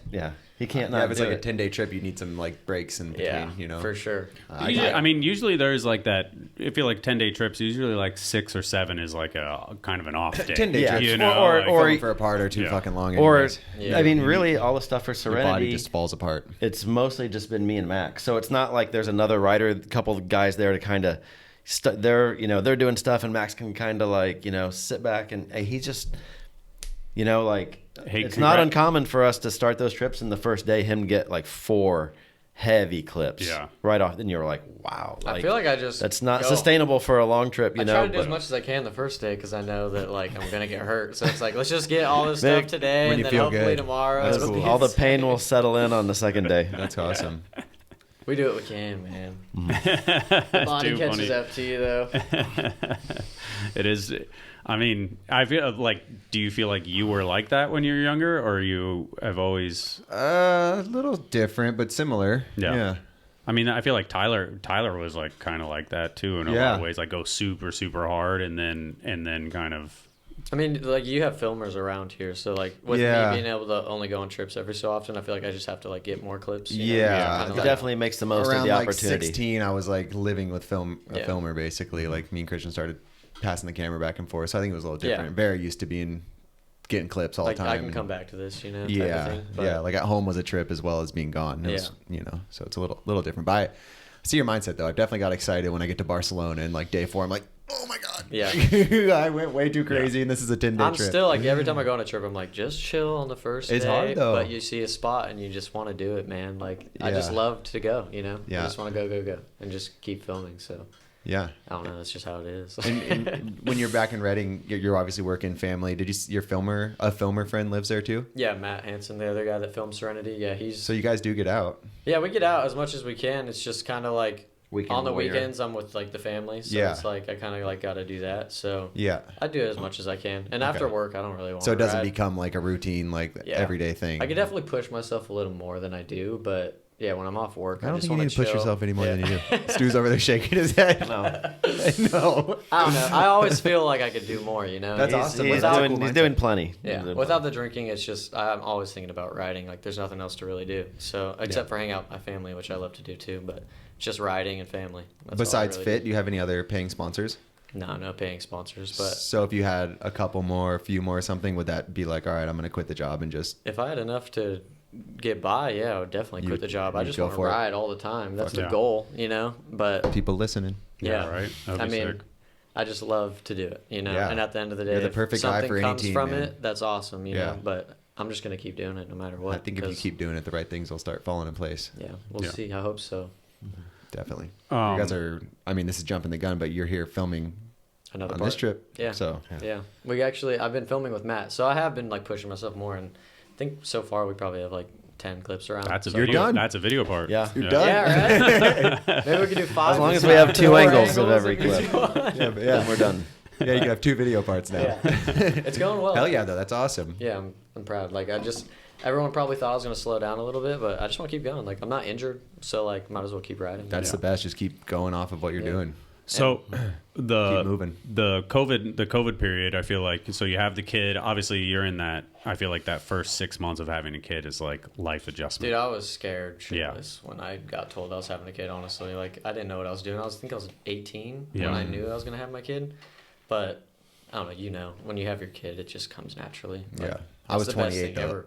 Or no, like 30, so it's a little different. 18. Yeah. Holy shit. Now, that's the Yeah. funny thing is I'd like never had a job before I met Kayla, and like she really she's changed my life. Like she's gotten my life together for the good, and Yeah. like she's helped me a lot with like like just being a functioning human being. Yeah, breathing and just being like, it's all gonna be okay. Like I remember telling her like, my biking, I can't bike anymore. Like I'm gonna do all this. She's like, we'll make it work, dude. It's gonna be okay. And it's been great, you know? That's rad, because it seems like she's awesome, but you're also someone who is like looking for the right directions. So you're gonna listen, and like even with not drinking, like you know what's good for you. Yeah. Because a lot of people fuck up no matter how many good people are around them. Yeah. Yeah. I mean, she's really a motivator because like I don't want to let her down. So she's kind of been like, in the beginning, I was like, I'm not gonna drink because I want to do this for her. I don't want to make her upset. But like at the same time, for me, like it's just for the both of us and for Serenity. So yeah. It's like, so life adjustment, like getting used to that kid, not sleeping, all that stuff, and then that's in the middle of COVID, basically. Like, so when you said your daughter's about to turn 4. She was born in 2021. When did COVID end? No. I mean, it was right in the middle. Still kind of happening. Yeah, first it was kids probably are born right around in the same that week. time. Yeah. But COVID wasn't really like huge, like in Reading, like down here, probably like. Nobody really wore masks down there and anything like that. So, like, didn't really feel like it was crazy stuff going on. But, yeah, like, it was definitely that same time zone. Yeah. And it was just, But at the same time, the whole BMX world was kind of sleeping. You know, there wasn't a bunch of shit to go to. With the BMX stuff, it was definitely different. There's people still doing trips, but everybody was, like, quiet. And, like, that was definitely the era where I remember being like, this is a good time to have a kid. Yeah. Like, when it was all unfolding, I was like, there's not a bunch of shit going on. So, perfect. Yeah, I think. Note to self: pandemic, perfect time for children procreation. It is. Yeah, I bet pandemic baby is an actual thing. Like I bet now. I bet it is. So it is. I guess. But in that other video, it kind of talked about just like it kind of there was almost something building up, and then COVID happens, and then you have a kid, and obviously that's a life adjustment. So there's like kind of this weird 2-year period where it shuts stuff down. At least with the relationship with Fit. Yeah. So is it like how, I guess, the adjustment of like getting back to normal? Well, I think it was probably more just slowing down. You weren't really going on trips during COVID, you know, like, it's just. Yeah, because I usually film on trips. So like when the trips weren't happening, and I didn't know Matt at that time. So I didn't have anyone to film with. So that's probably like a huge aspect of why I wasn't putting stuff out. Yeah. So the trips are your chance to be productive. Yeah, you know? Exactly.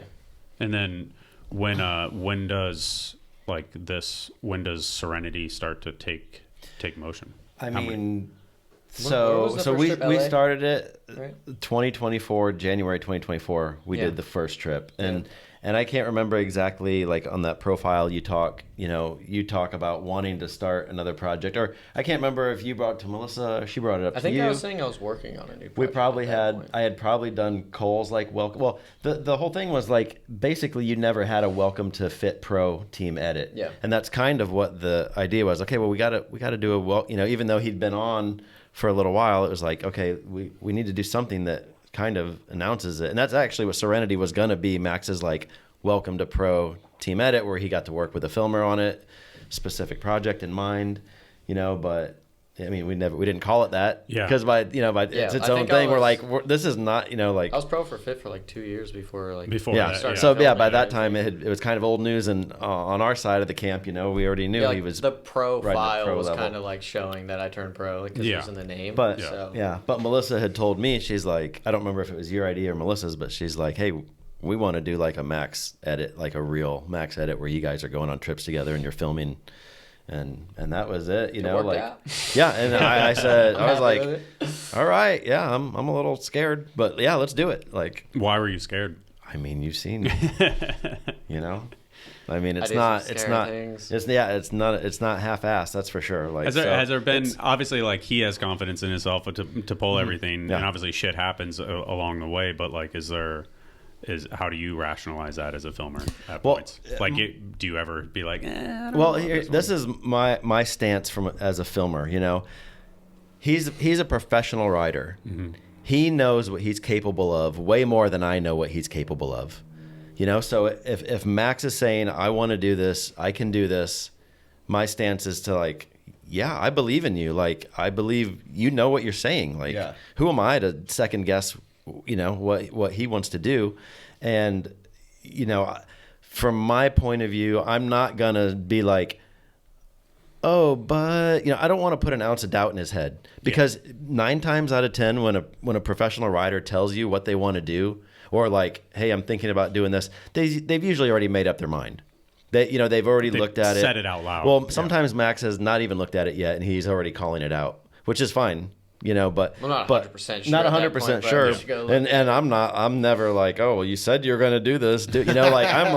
I'm like, hey man, whatever you're comfortable with, I'm comfortable with, because you're the professional. You know what you're doing. Who am I? I love that about students. Yeah, who am I? Who am I to say? People like when I run up to a spot, like say like, I don't know, dude. Like, are you sure you want to do this? I'm like, yes, I want to do this. Like, why are you like being negative right now? I want to get in the zone right now. I mean, let's be honest. Like BMX, we know the risks, and it doesn't matter how big the trick, how small the trick. We know people who've gotten hurt really bad riding flat ledges. Yeah. So it's not a safe activity. Yeah. No one's doing it, in a manner where they think, oh, I'm never going to get hurt. I mean, he knows the risks. He knows what's on the line. And he knows the consequences if it goes bad, We all do, and that's like the unfortunate side of it. Like, no one ever wants to see someone get hurt, but we also, if you would have asked me, like in Serenity, there's at least a dozen tricks where you're like, is this a good idea? I would have been like, no, I don't think this is a good idea. Probably wouldn't have any footage. Exactly. Honestly, none of it's a good idea if we're being honest. It's a good idea when you land it. But exactly, that's his. You know what's a good idea? College. That's his. That's his decision to make, and it's not my decision to make. Yeah. I think I've only ever told one dude, no, I'm shutting you down. I'm not doing that. I'm not filming this. And that was Kareem Williams, and he wanted to do something that Sean Burns ended up doing in Anthem too. It's like insane, ridiculous gap, and I was like, dude. Cemetery gap? No, it's the one. It's the one where he's on a second story parking garage and he hops over a little wall and then just a huge step down into a ditch and then he blows up. Kareem wanted to do that with no brakes, like prior to that, and I said, dude, I can't let you do this. But Max knows what he's doing. It might not always look like it sometimes, but it's not my place to second guess his decisions. He's a grown ass man. I'm not his mom. I'm not his babysitter. And some people will say, oh, how could you let him do this? Like, no, it's his decision. Yeah. He's Max Miller. He didn't get to the level of riding that he's at by playing it safe. By playing it safe. That's what he does, and that's and I respect that. It's cool, and it's totally cool if he doesn't want to do something that he said he was going to do it, and then I'm like, dude, I don't blame you. Like, he's the one. It can go both ways. I feel like more often than not, it's like pressure from the filmer to do it, which I've witnessed firsthand on gnarly situations, and I'm like. Literally, I've told the rider, I'm like, hey, just so you know, I don't give a fuck if you do this. I want you to do whatever you want to do. Where the filmer's like, come on, I'm like, dude, I don't care at all. Like, please don't lump me in with him. I'm not gonna try and talk someone into doing something they don't want to do, but I'm also not gonna try and talk them out of doing something they want to do. Yeah, it's their call. I tried to talk Morgan Wade out of doing something one time. Besides Kareem, besides Kareem, because he doesn't know what he's doing in life in general. So. That's the thing. Most pros, they usually get 80% of the stuff. Kareem might be at a little bit smaller of a ratio. Yeah. I mean, he's done some pretty crazy stuff. Yeah, he has. And I love him, and he's a great bike rider, and he's courageous. Yeah. But that one setup, I was just like, you were right. The consequences. Yeah, you were right. I mean, he's Kareem though. He probably had been up all night partying. He's probably awake for 3 hours. His bike was probably barely held together by a little bit of rust. I think. Honestly, Garrett Reynolds might have been with us, so he might have been amped up to do it. Trying to. Yeah. But then later on the day, he got killed on something else because he was gonna hey Garrett, what if I do this and you'll do that? Anthem 2, when he tries to 360 that double set of stairs. He almost had that. That's the thing. He almost had that's the thing with him, which would be hard because he does pull some stuff sometimes. Yeah. But anyways.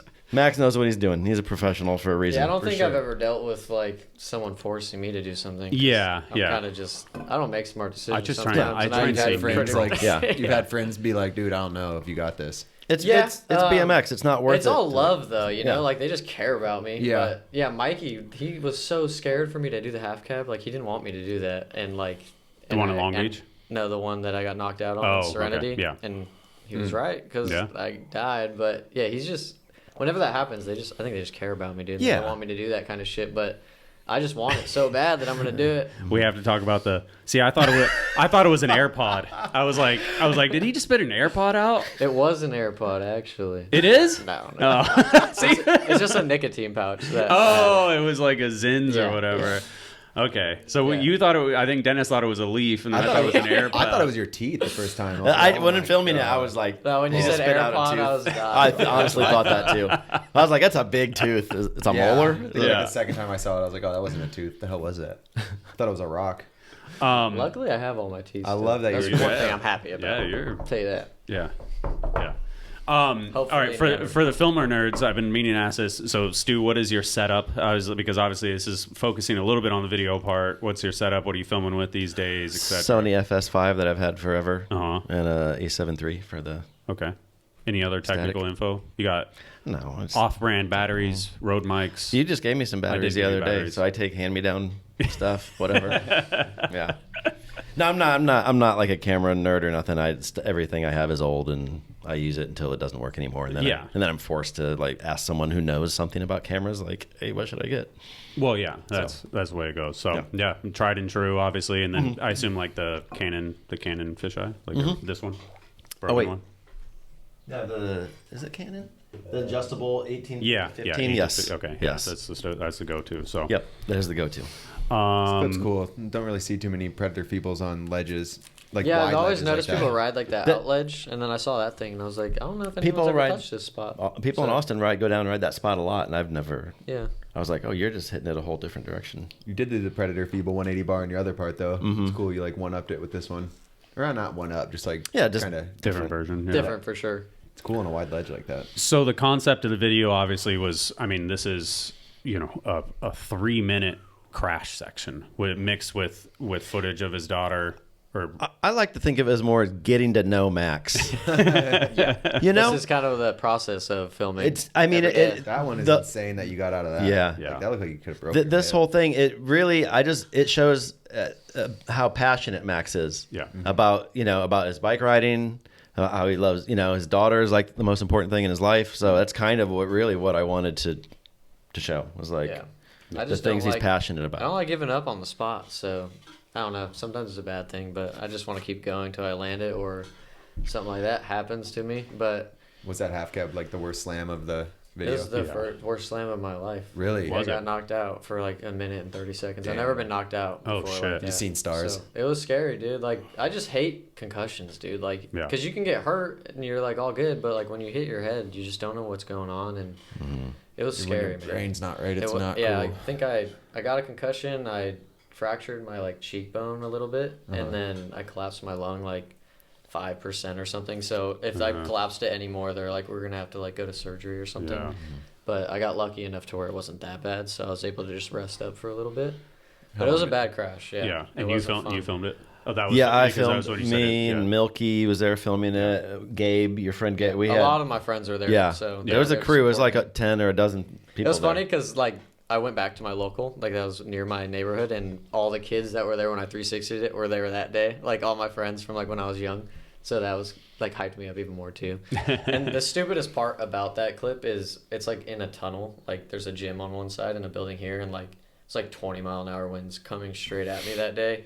It was bad. And just like I said about other spots, I was thinking about that clip for so long, and I just wanted to get it, Yeah. But You sent me a picture of it 2 weeks before. You go, I think I want to half cab this. yeah, and I wanted to do it, but that clip, that crash, like that really got me to like I need to think about these clips that I'm getting now. Like I'm really like smarter about what I'm doing now. Yeah. because that was just Maybe not after a a good idea. couple of falls. Yeah, step I think back. that whole edit, I was doing really good. Like I didn't really get hurt that whole edit, and I just think I had too much confidence, and I finally pushed it to the limit to where it was like, okay, you just got knocked out, dude. Yeah. It got Even me those that time. falls were like testing you, and you kept fucking fighting. like, and it was like, dude.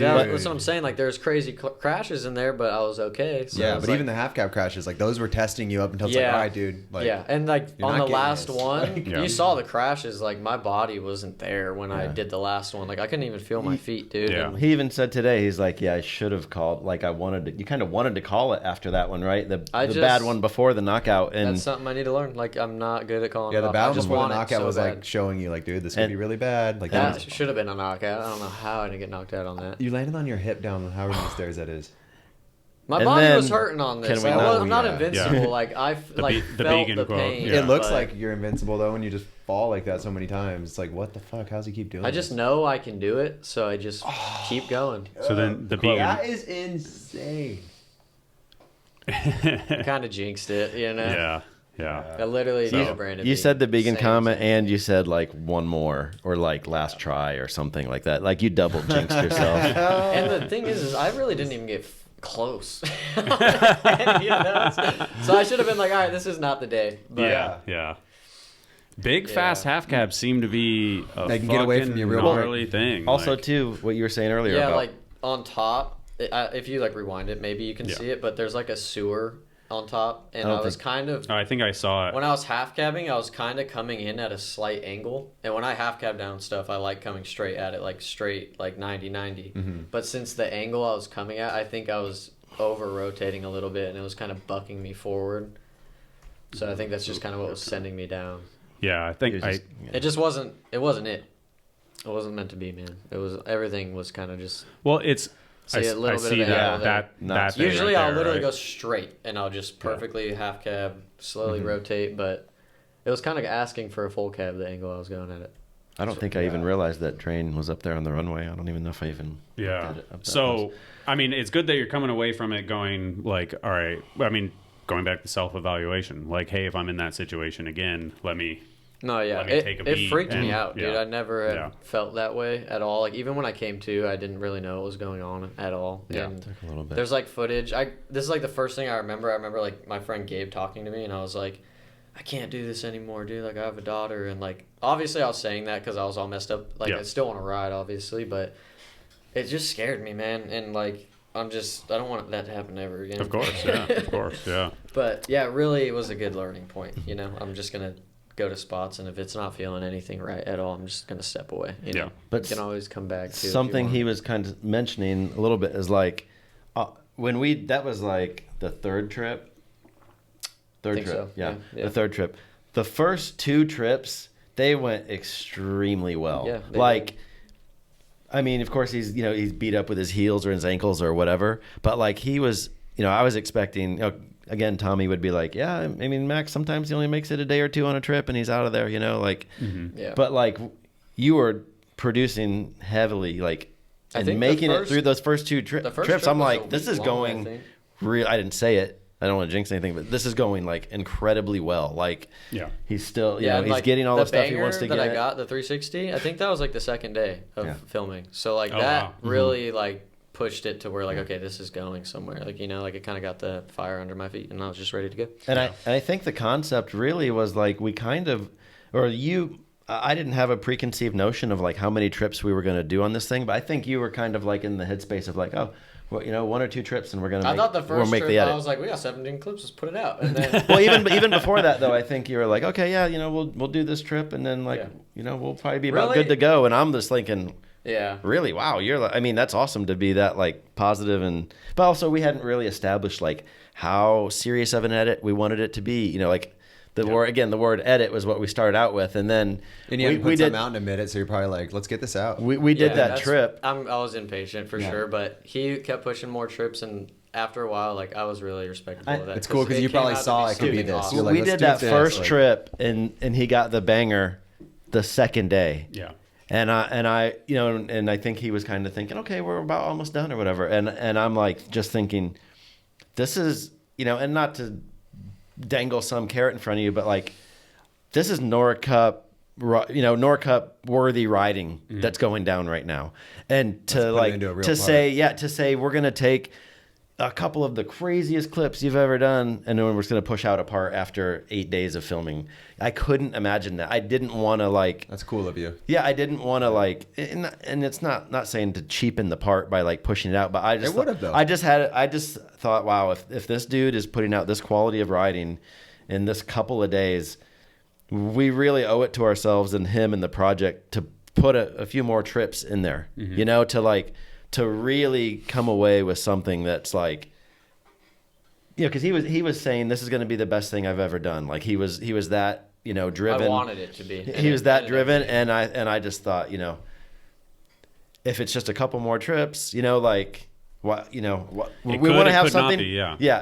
Have something and be like, right there, bam, that is Max Miller's, welcome to Pro Team Edit or whatever you want to call it, video part. Like basically, I wanted something that like it's a defining. He was so wanting it to be like the best thing he'd ever done that I wanted him to be proud of it. And I knew you can't just put that kind of effort and passion into something in a couple days. Let's do a few more of those. Like if you're cool with it, like because I just envision, people going crazy. Like was they were in the Fit on board with it being kind of open ended? I think so. Yeah. Definitely. Yeah. I think once I told them and showed them, I mean, we all knew that he's capable of laying down that riding at that caliber. Mm-hmm. And once I said, I just kind of explained, like, I think what we have is something really special. And I think if we put a little more time, resource, into it, like doing a few more trips, that we're going to have something that we can, we're going to be proud of it regardless. Mm-hmm. Even if it's just a 4-day trip and he lays down a few bangers, but like. And were you on board with that too, Max? Like like he was saying that, like in the beginning, I was just kind of impatient because I hadn't put anything out in a while, and I wanted to put it out. I respect him so much, especially when you just all of a sudden have these sick clips in a timeline. Yeah. Like, it was a good part, but like we could have made it better, and we did. And like I'm really happy we waited on it because it came out to be what it is. Yeah. And, like, I can see from his part, he's like, oh man, I haven't put anything out in a while, and he thinks he needs to be. You know how guys get they in the world of Instagram and whatever. Because then people are waiting for you too, and then when it comes out, it's like, oh okay. And at the same time, as like a fan, people aren't like expecting anything when it happens. Exactly. They're just excited. There's no one. There's no one on this end, me or Chris or Melissa, that's like, Max, you haven't put anything out in a little like. We knew what we had was special, and it was worth waiting for it. It was kind of just my self pressure. Like I just I see both ends of it because I feel the same way. But as like when I'm fans of people and they're stressing, I'm like, what you fucking talking about? You got all this good shit. At least you're out there riding, dude. We know, like Chris or Melissa will be like after the trip, how'd it go? Incredible. Yeah. Like this dude's going, he's going out and he's putting everything he has into it, and he loves it. And like the stuff we have, it's amazing. And they're like, awesome. Keep doing whatever you guys got to do. And they trust you because you've seen it all. You've seen people who like, we should just put this out. And then when you come home telling them like, we got something here, they're like, they're not second guessing what Stu Johnson's saying. I would assume. It's just his work ethic and what he's doing. It's not just like the little session on the something whatever. It's like it is really thought out and special, and it's worth waiting to like make it even that much better and notable, and like, and we just, I knew, like I said, I agreed. This is Nora Cup worthy riding, like we just knew, when the stuff's stacking and you're watching it and you're just like, wow, this is incredible. Like people are going to lose it when this comes out. Yeah. Mm-hmm. Yeah. Like I said, my wife came and checked on me. I love that. I love it. Okay. So we took another little break. The cat is back and let's jump into the part. Yeah. Hell yeah.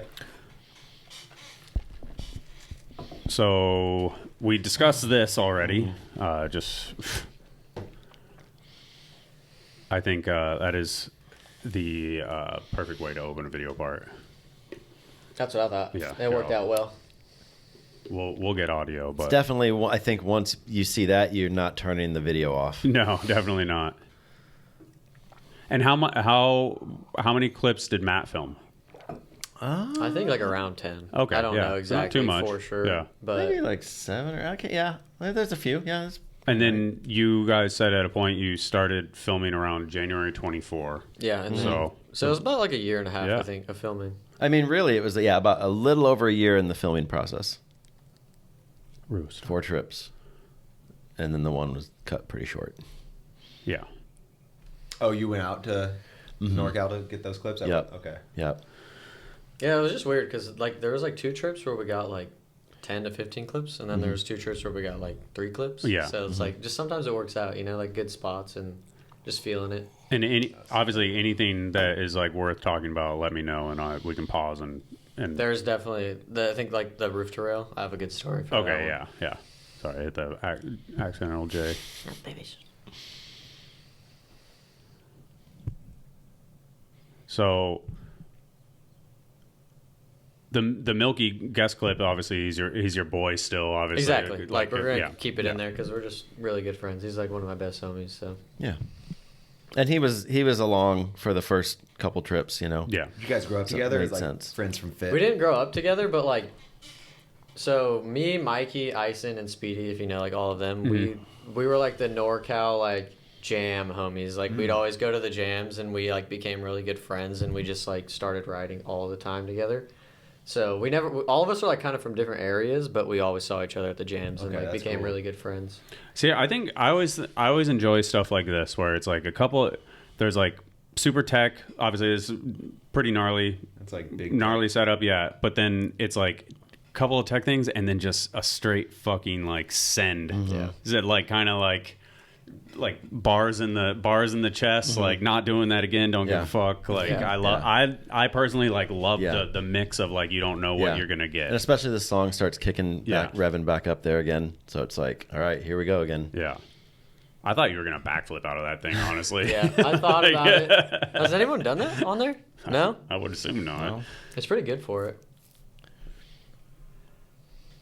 And then the homage to some previous spots, you know. Yeah. I wanted to truck it like the first time I went, but I just thought the like 180 would be a little cooler, you know, because it's backwards. That was a battle. Yeah. That was like my favorite clip. That's your favorite clip? Yeah, that took You locked freaking forever. How did you come up with that one? Oh, somebody told me to do it. Yeah. Dude, I didn't even want to do that. We went to the rail. I think it was like I I don't know if you necessarily were like, I need to session this rail, or we're just we in just the kinda area pulled and we're just like, let's go look at it. And he's looking at it, and he's like, I don't know. I think you were just like, you weren't really coming up with anything. A lot of stuff's been done on that rail, Well, right? that was a day where I was really sore, and like it was the kind of spot where I was like, I don't even know if I want to try anything on this right now because rails are scary to me.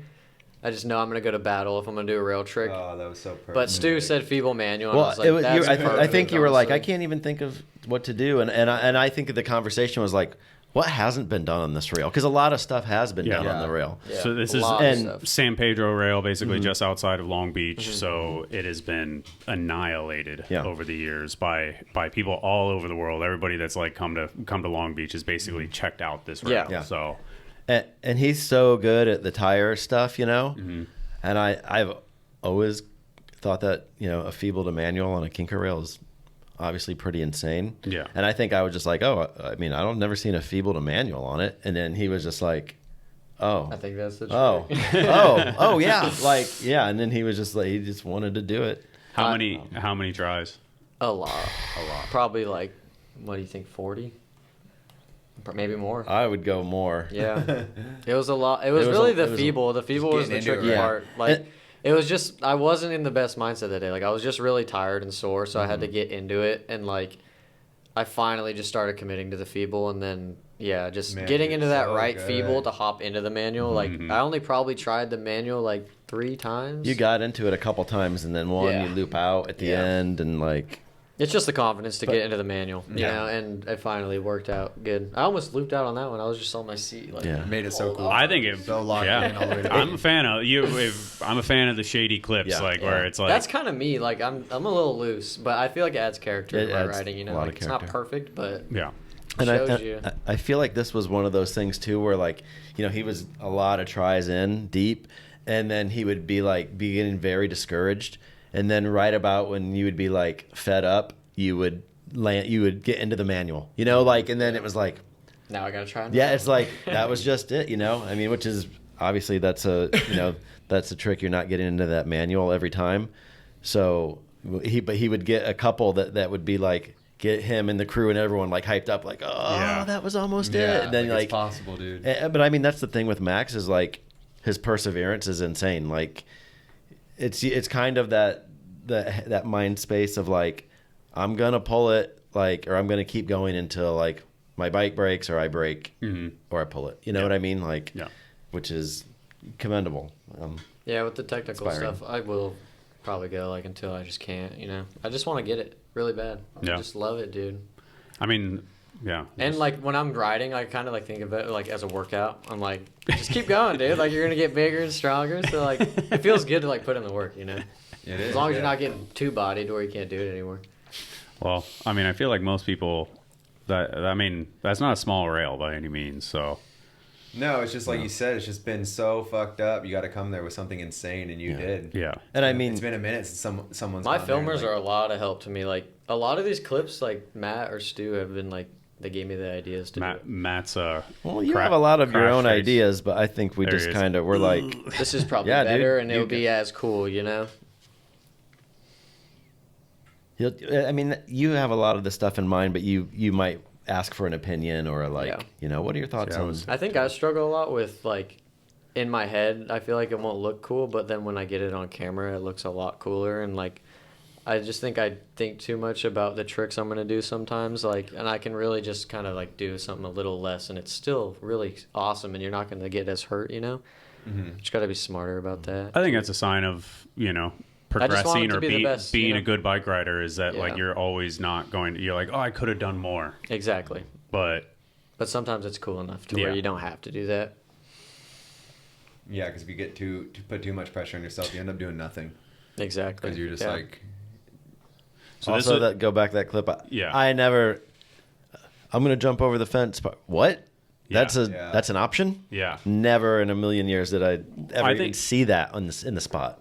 So cool. And it's like, I think you guys mentioned you're expecting him to do something into the wall, bank wall thing, and and you're just like all of a sudden he's just like that drop though. Like when you look over that, it looks so big. Didn't you say when I jumped it big? It didn't feel that bad. Like the transition actually caught me pretty good. But didn't you say this is one of the scariest things that you did in the part? Like maybe the scariest. It just looked like when you're up there, it looks like you're not going to land in the transition. I just think I kind of got lucky and went the perfect speed to catch transition on it. Yeah, I feel like after the clip, you said to Ben, you almost didn't think you were gonna pull it, or like you were. I just thought really I was gonna get blown off because it looks big up there, but it really it was pretty chill. Like I don't know, it wasn't that big. I think it's one of those things too where you're doing the tires to it and you get there and you're like, well, fuck. Yeah. There was a lot where I didn't go. I was like, that was the one, but just give me a couple more tries, dude. I got to get ready for this. And then the next clip obviously is what we were referring to earlier as probably one of the biggest 180 bars. I think it is. I'm gonna say it. Green Goblin rail in Austin stair set. Yeah, it's funny. It's like a mid-pack clip. Yeah, I mean, well, that's the thing with Max. He has so many bangers. Like, all right, we gotta like keep them in the mid. You know, like you don't want to have all the bangers next to each other and all the tech next to each other. You might have a couple here and there, but then it's like you mix it really well. Yeah, I mean that's the thing. He does that one half cab over the rail. It's like in the beginning, middle. It's just in the middle of nowhere, but it's like. God, okay, man, if they're throwing these crazy clips just randomly in the part, then like the end is really going to be something, As far as music, you said at a point that, I mean, and again, interrupt me at any point if we should talk about something, but you said music was a little bit back and forth. You guys are... Well, I just had another song that I wanted to use really bad, and then he edited both of the songs to the video, and this one just fit naturally. Well, Max really, this is the clip I wanted to talk about that. Max really likes this band, the Black Keys. Yeah. So, and I'm a little familiar with them, and I do like the stuff. I just don't really listen to it that much. So when he suggested the Black Keys, I can't remember if you specifically suggested that song or if I just kind of, I'm going to do a dive into Black Keys stuff. I think it was just the band itself. Yeah, and that song it's a cover. There's an old band from like the 60s or something called the Sonics, and it's like one of their songs, and I'm pretty into them. I'm like, oh wow, Black Keys covered the Sonics. This is cool. So I was listening to it a bunch, and I was like, yeah, you found it early on. I'm like, I'm really feeling this, So for a while we had it in the bag as a potential song. Okay. And then like maybe the next to last trip or whatever, he had a Greta Van Fleet song that he was liking, and I'm not really that into them, but it's not bad, And I listened to his song a handful of times. I'm like, oh, it's growing on me a little more each time. So the idea was like, I didn't want to like necessarily be like, hey, I like the other song, we're using it, because I mean, look at what he's putting into this. Like, you want him to be happy. Dude, I want him to be. And I know he's filming, so it's like we're obviously gonna meet halfway. Like, we're gonna meet halfway. But so for what I did was I edited a version to each song. I let him watch them both, and then this one just. I wanted to use this one, but if he would have said, hey, the other one's the one I want. Did you put 100% into both edits though? I don't know. It's a good question. I mean, it's kind of. We were kind of. Take this edit, slap the other song on top, move a clip or two. We were a little bit under the gun, like as far as like the day we had. We wanted it to come out before Simple Session stuff started, before Swamp. We knew we wanted to kind of get that week to like before everything on social media was just flooded these two events. So we were a little bit under the gun, but I mean, you watched them both, and I watched them both. We like them. We do like them both. I love the song we chose. Like, I knew that was the one, but I loved both of them. Yeah. So it was like a really hard decision. I never had like a decision with a song like that to be so complicated because they were both so good. But and honestly, that's the first time I really heard of an editor really going and being like, "Hey, we're gonna show you two versions, let you choose." Yeah. I don't think there's really been. I'm sure it's happened, of course. Thank you. But nice. It's a nice thing. Again, he's the one taking the risks. Yeah. He's doing all the stuff. At the end of the day, if he's happy, I'm happy. It would be dumb for me to be like, oh, I love this, and Max is like, I kind of wish we used that other song, but whatever. Yeah. Because he's very easygoing like that. If I said no, Max, it has to be this song, he would be like, okay, I trust you, which is great. Knowing that, that makes me want to, just take his input into consideration that much more, and be like, really, like, it's your video part. I filmed it, I put it together, whatever, that's cool, but like, he's the one that's really putting his ass on the line. This is where I make the dad joke of Serenity. He's the one putting his ass on the line, so at the end of the day, I think the obvious decision was Black Keys, because we both liked it. At the end, it was the energy in the song. He even said it, like, I was hoping he would say it, but he's like, I think the biggest thing for me was just the beginning of the song when it started with the roof drop. Yeah. Like, it just fits so well. And the banger, like, it ended right when I crashed on the rail. So it was like, okay, it's meant to be, dude. Yeah. It's a really good ending to that song. Then you guys are going to put the alternate song out? I think we will at some point, unless we decide to save that song for another part. Okay. We'll see. Which we could. I've been listening to it too much, so now I'm kind of like over it. But it would work good. Yeah, it worked good. I think this one works. And then is there going to be a B-sides? Or like a raw cut? There's no, I mean, we'll do like, at some point we'll put out like raw, because we have so many, some of that stuff, there's so many takes and there's whatever. We will put out something that's like raw and, very loosely edited, no music.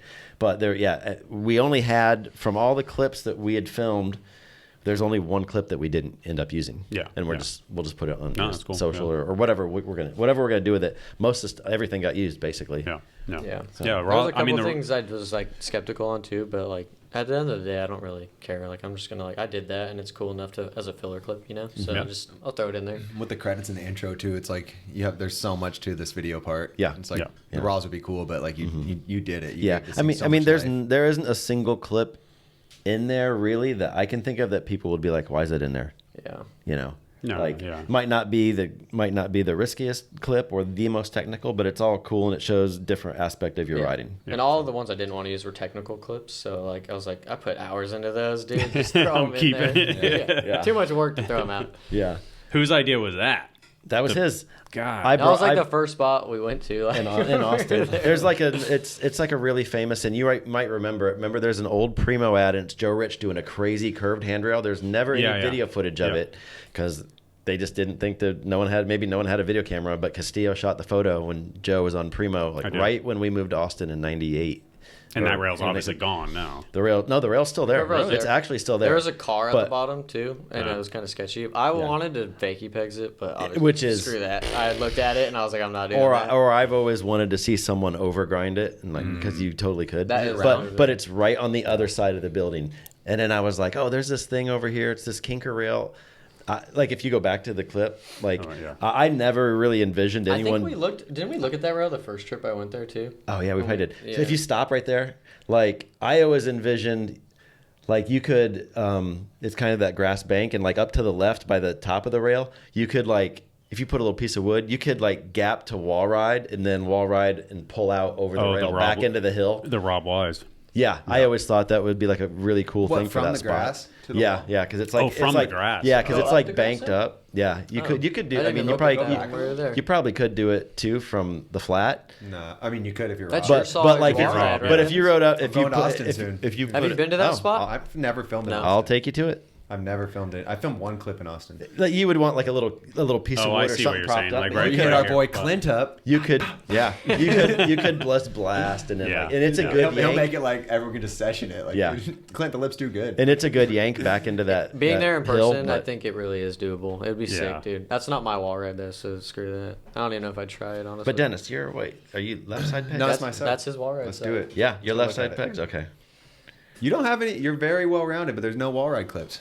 I The got a wall ride clip 180 yesterday. in the beginning. Wall 180. I got a wall ride clip yesterday, actually. I'm pretty hyped on. Nice. Yeah. I try to get Not everything that I in know there. you can't, or not that I Yeah. think you can, but it's like There when was- you say that, I'm like, hey, Even though this edit has a lot of clips too, like there was a lot of tricks I didn't get that I wanted to like show that Go I back could a do, little further, but just for that it was little done. bit. I was like, let's just put it out, dude. Hell yeah. And we can save all that for the other edit. So there's plenty more stuff to be done. Yeah, dude. You got a lot of tricks. But yeah, this next clip. I just mean like just go back a handful of clips. Oh, yeah, I don't know sure. if there was anything Yeah. else. That no, thank you. That Here, I just want to make sure I showed it all.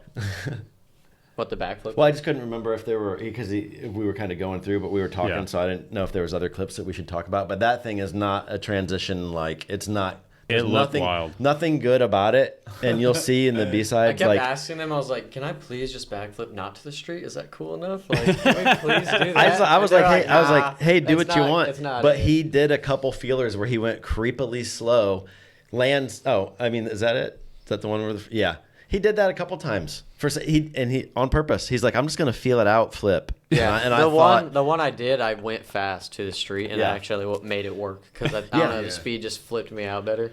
So you just like did the tester flip just Yeah. to like. I think That's so sometimes funny. That testing really shit was isn't a the best tester, idea, though, like, honestly, That's just so send funny. it. Yeah. It's harder to test something. Sorry, I Something like gotta- that. Like it's hard to test Yeah. it. You're bailing out of a flip. That is funny. Yeah. Yeah. You were full in the bars too. That's Yeah. sick. that's a good one too. Yeah. This was a little bit of a battle I could for tell. sure. Anything, but any feeble, it's just Yeah, like the your other first battle. Like the first feebles are hard I did out of it, my tires slipped off, and I got pretty beat up on that one, dude. That's such a cutty rail too. That's sick. You. That was one of those clips where you kind of are about to give up, and then it just somehow works out. You know? Can I be a nerd and ask how you filmed that? Just rolling on board, handheld, Wait, which one? The Oh yeah, skateboard? yeah, rolling. Yeah, skateboard. little stabilization afterwards, I'm sure, but No, it wasn't too straight bad. hand, I got rock, some. rock solid. I mean, the camera acts a little weird. You know how when the cameras do when you're Yeah. panning, it Yeah. like so that is kind of happened. That kind of bugs me about the filming of that clip. But other than that, I'm pretty happy with it. God damn. Oh yeah, I didn't film this. I wasn't there. He sent again. They sent me story these behind clips. this clip is actually pretty funny. Yeah. So Yes. basically, I think it might have been after work one day. I don't know, but it was definitely, I had my family with me, and we were going to like this little lake, like the beach, like it was going to be a family day. Uh-huh. And I was like, you know what, like, because that rail hadn't been put there yet, but I saw they concreted the steps in. So I was like, there's going to be a rail there one day, and I feel like today's the day. So it was like 2 weeks prior that I went there, and when I pulled up, the rail was there, and I brought my bike for that reason, because my filmer said he was in Weaverville, which is like 20 minutes the opposite direction. Mm-hmm. I was like, hey, I'm at the spot, the rail's here. You want to come meet me here, and like we can get a clip real quick? Was your family? Get My family- a clip my real family quick. went Did down anyone to hear the that? beach with my friends, and they're just. I was like, I'll be over there in like 20 minutes. Just give me like a couple tries over here. So I jumped off the rail and then ate shit, obviously. But when I landed it, I just called my girlfriend. I was like, all right, I'm done. Like, are you guys ready? Like, I'm gonna come over there. And I just walked down to the beach and Just right around the enjoyed the corner. rest of my lake day. On to a family day, like 10 minutes later. That's awesome. Can you come get a clip real quick? Is what he says. But yeah, a lot of people thought I didn't get hurt on the first one, but I definitely got hurt. It was just the adrenaline type thing, Yeah. you know. My knee Do got slow-mo on the first one. obliterated Yeah. on it. Missed the front peg. I was like, Well, the swerve in. Let's see if we're on double HD here. I don't know what's happening. The quality seemed to. The swerve in on the fall is Yeah. like, look at your front wheel is like I know. just I knew I was done for right when I went off the rail. I was like, Damn, this is dude. not lined up, Just dude. to hurt your knee though, that's not too bad. Like that. I'm just glad it mean- was dirt, you know? If it Yeah. wasn't dirt, that would have been terrible. It's The- obviously still bad, but that dirt saved me a lot. the cinematic aspect of how dusty the dirt is. So Yeah, is like amazing. everyone was like, it's so cool that the dust flies off you when Yeah. you land on the rail, like right here. I mean, it Little does dust add cloud comes off. Oh yeah, huh? Holy shit! quite the dramatic effect. You're like a little chinchilla or something, shaking the dust off. Yeah, just doing the most savage shit. At the facial expression rolling off that rail. God. I'm alive. I was looking for a roof to rail for so freaking long, dude. Yeah, That's you a cool looked at a one. couple Probably, of Yeah, Austin. yeah. once they probably Screaming. build that was you- probably only alive for so long, you know, when they put a bunch of shit in that made it not doable eventually. Probably. No, I've still, to this day, there's still just dirt there. Well, this They is haven't this even is like landscaped it landscaping yet. stuff right here. Like that's Yeah, the like stuff that they the put down bad to things. yeah. But they still haven't done anything with it. The wait for the right one definitely paid Also, off. yeah. Maybe you can go back and get that roof to Lucky grind again.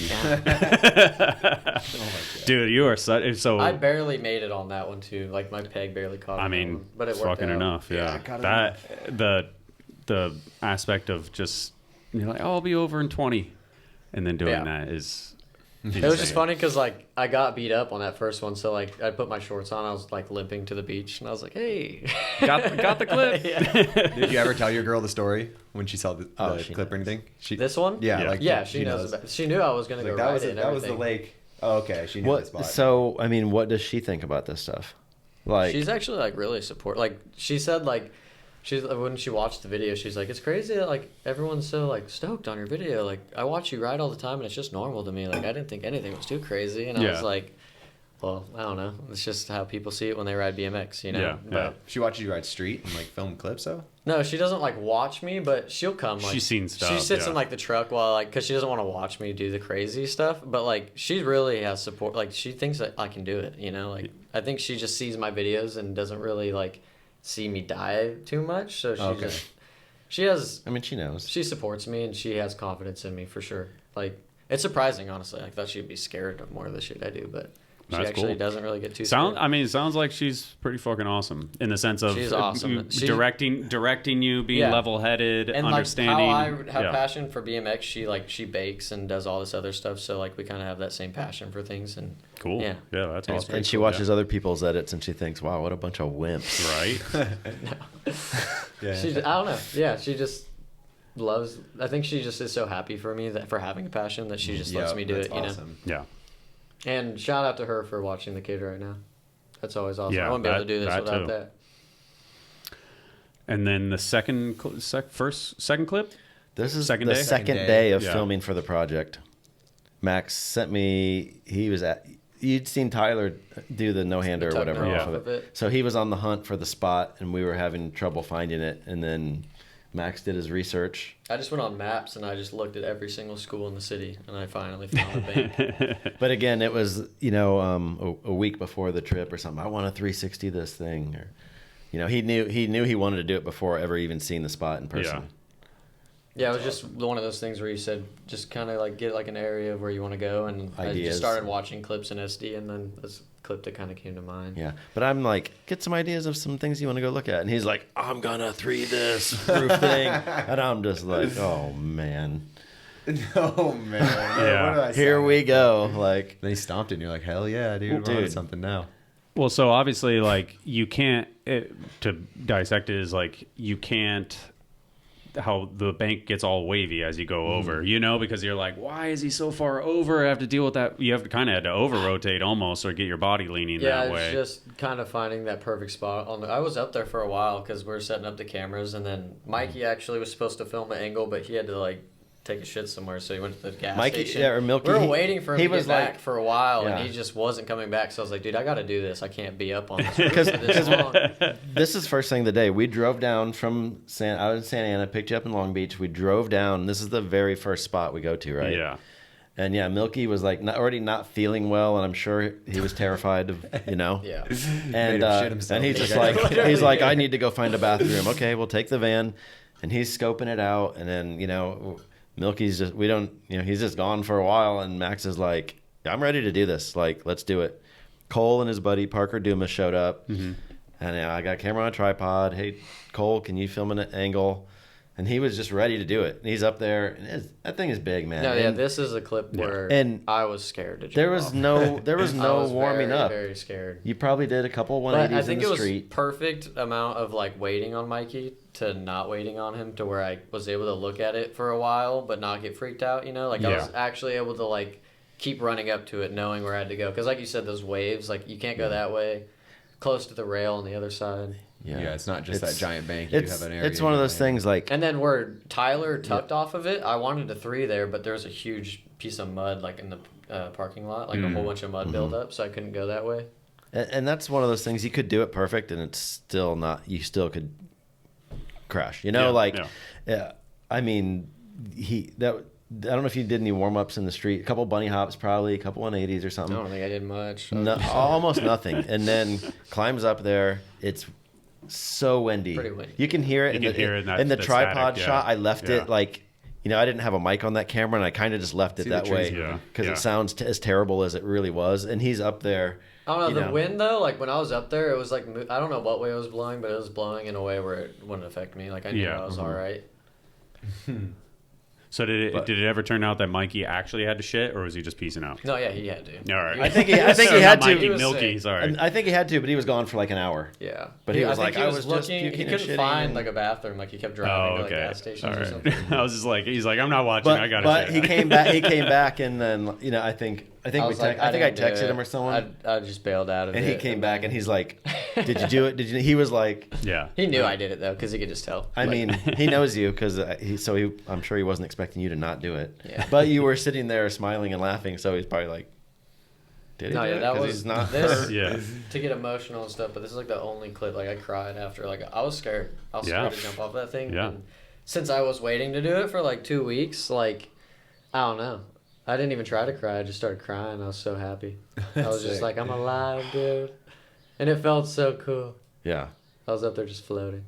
Dude, it is big. I mean, but that's like the whole thing with Max on the trips, you know, like sometimes he gets hurt. It's like it's the roller coaster, highs and lows. And then the energy after someone, you just witness someone pull something like this. It's like, that's good. He's emotional. I'm emotional. And I'm like, I'm emotional that he's smiling and laughing and it's it's a good day. And you're like, you can't believe it happened. You're like something cooler than that. And again, that was an awesome clip for me. Oh yeah. And that was my second day filming sick. with him. First clip of the day, second day. Fucking gnarly. Of the project. He's like, put it out. I think that's why we got so many clips that trip though, because that was second day and we had the energy, Yeah. So. Yeah. And especially that you have that weight off your shoulders of like, I have an ender.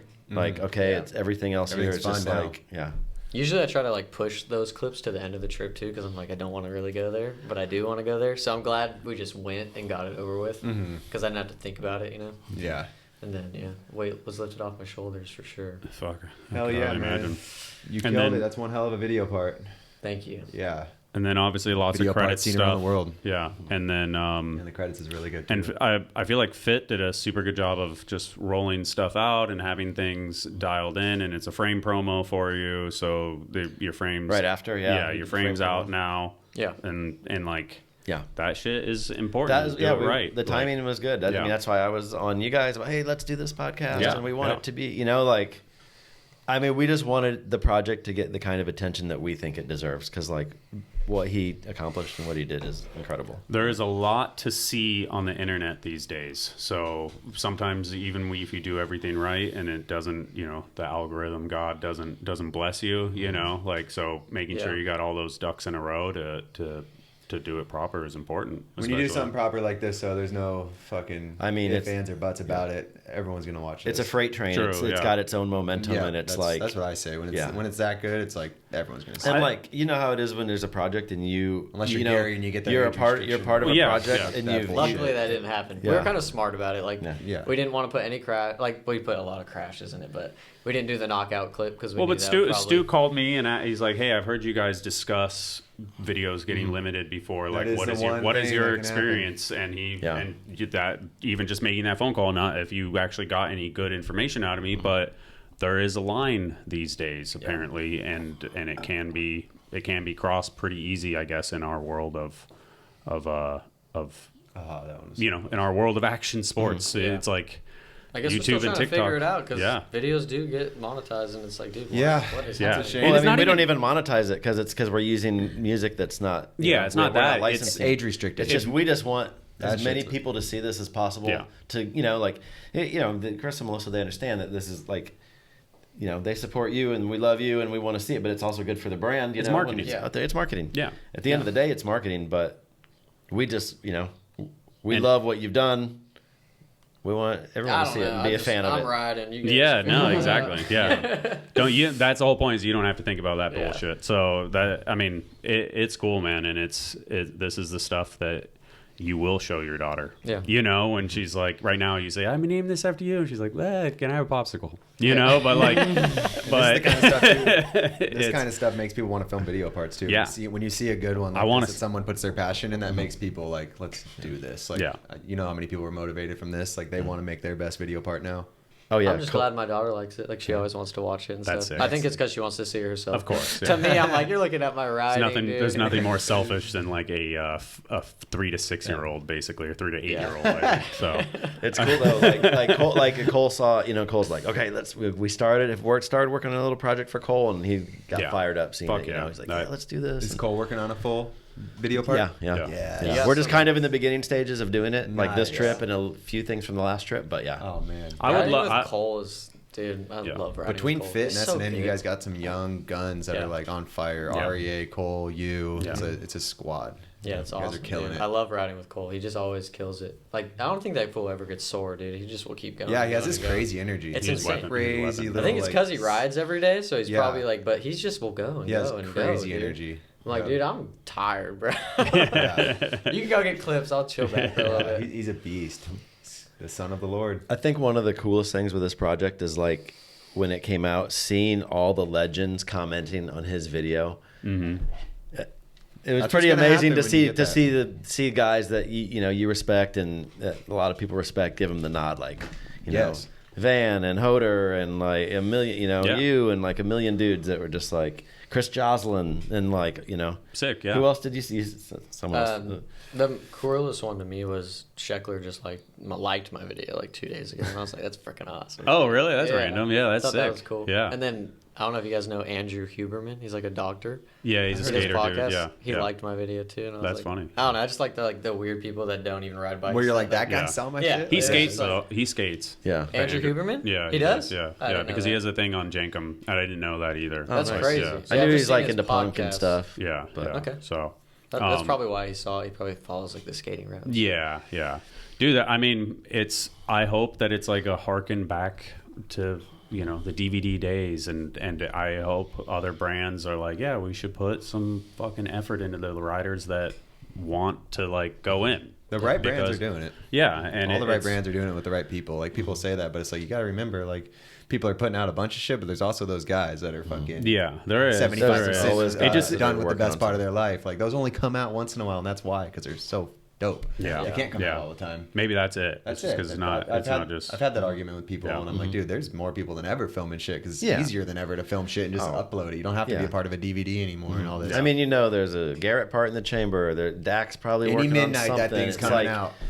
Any midnight that Garrett theme thing's coming. You know how Tony does it. Yeah, you never know. Oh, it's out. Yeah, there's not like a whole there's nothing storm of hype. Like it's 3 a.m. on a Thursday. You're like, and it's the best thing you've ever seen. It surprises you, and then you're just like, okay, that's their way. Awesome, I love it.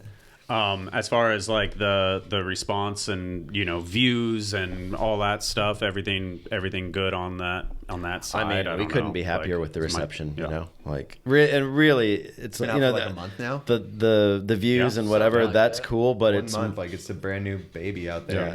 The views are cool, but the nod from the everyone in the industry that's like, dude, this was they're like giving Max props, and they're like. It's one of those that paying everyone's attention. See. They're gonna, you tell your friend like you got to watch this. It's turned a lot of heads, to people that like people might be a little familiar with Max or whatever, that dude's done a couple crazy things, and then they're like, this is a dude who's on the scene now, like doing it, like one of the guys, I think the goal is just to get people to ride, just get hyped up, and I think that worked. So you definitely did that. That's all I'm trying to do, Other brands that support you, I know Monocule. I just saw on a list. Monocule's in there. Monocule, Merit. Vans Bicycle Center, S1 helmets, nice, and Fit.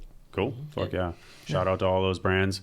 Some get when you get Max like a sugar water sponsor.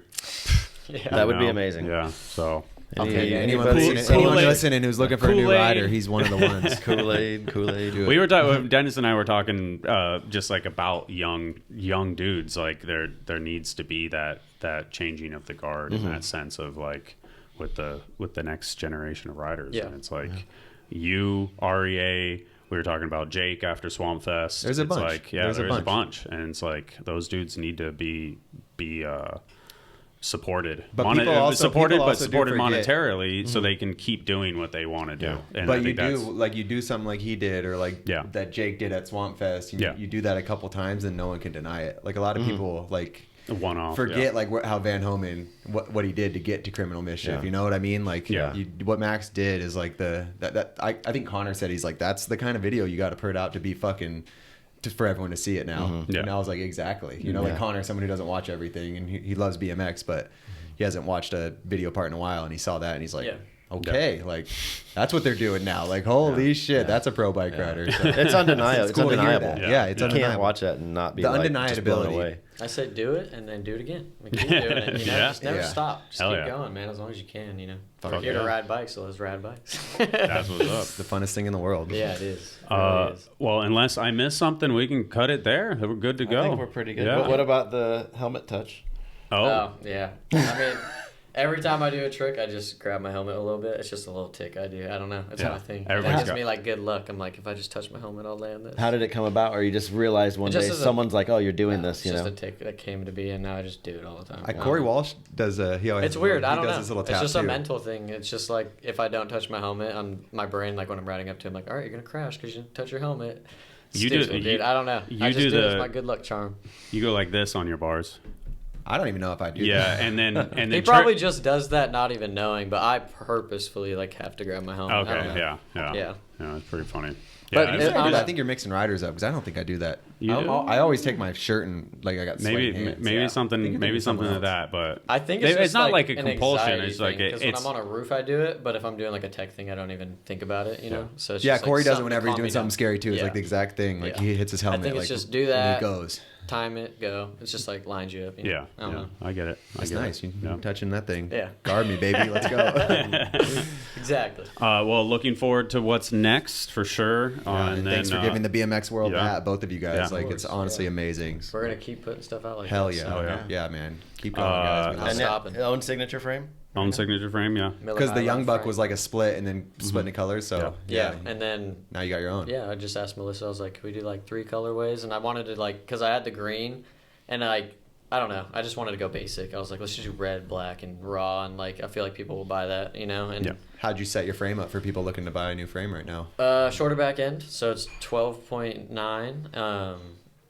Yeah, I just wanted, the longer back end was just a little like weird to me. You do a like, lot of tech stuff. Yeah, and like when we made the frame, I was like, just do whatever you guys want. Like, we'll make it even for me, Cole, and Mikey. I was like, I don't really care. Like, we can go a little bit longer. And like, now that I'm on my 12.9 again, like, it just feels natural to me. Like, you're saying the Young Buck, you said that, but this one you were like, for this one I just made the back end a little bit shorter because like that's what I rode before the Young Buck was shorter back end, and now like it just feels so good again. Like I'm like back to where I need to be. It just feels natural. So yeah. 12.9, and if you guys want to do some spinny pop moves, go get it. Hell yeah. And it obviously responds well to big shit too. So. Yeah, exactly. Well, shout out to Fit for making this possible, employing Mr. Stu. Yep, and then thank you. Yeah, shout out to you, Max. Just as Dennis said, thank you for blessing us with this and everything else. Fun shit. Good to meet you. Good to meet you too. Yeah. Thank you guys for having us. I appreciate it. Thanks for coming. Yep, of course. And Max Miller, Stu Johnson. Thank you guys. Yeah. Hell yeah. Thanks, dude. Yeah. Right on, guys. Right on. You're the man. I already knew Stu was the man, but now I know Max is the man too. Serenity. Kind of already figured. All right, dude. Now we get to go ride. Are you guys staying down here through the weekend? Yeah, well, we're staying in Encinitas. Okay. Why Encinitas? I have a buddy that lives in Encinitas. He's always like, crash.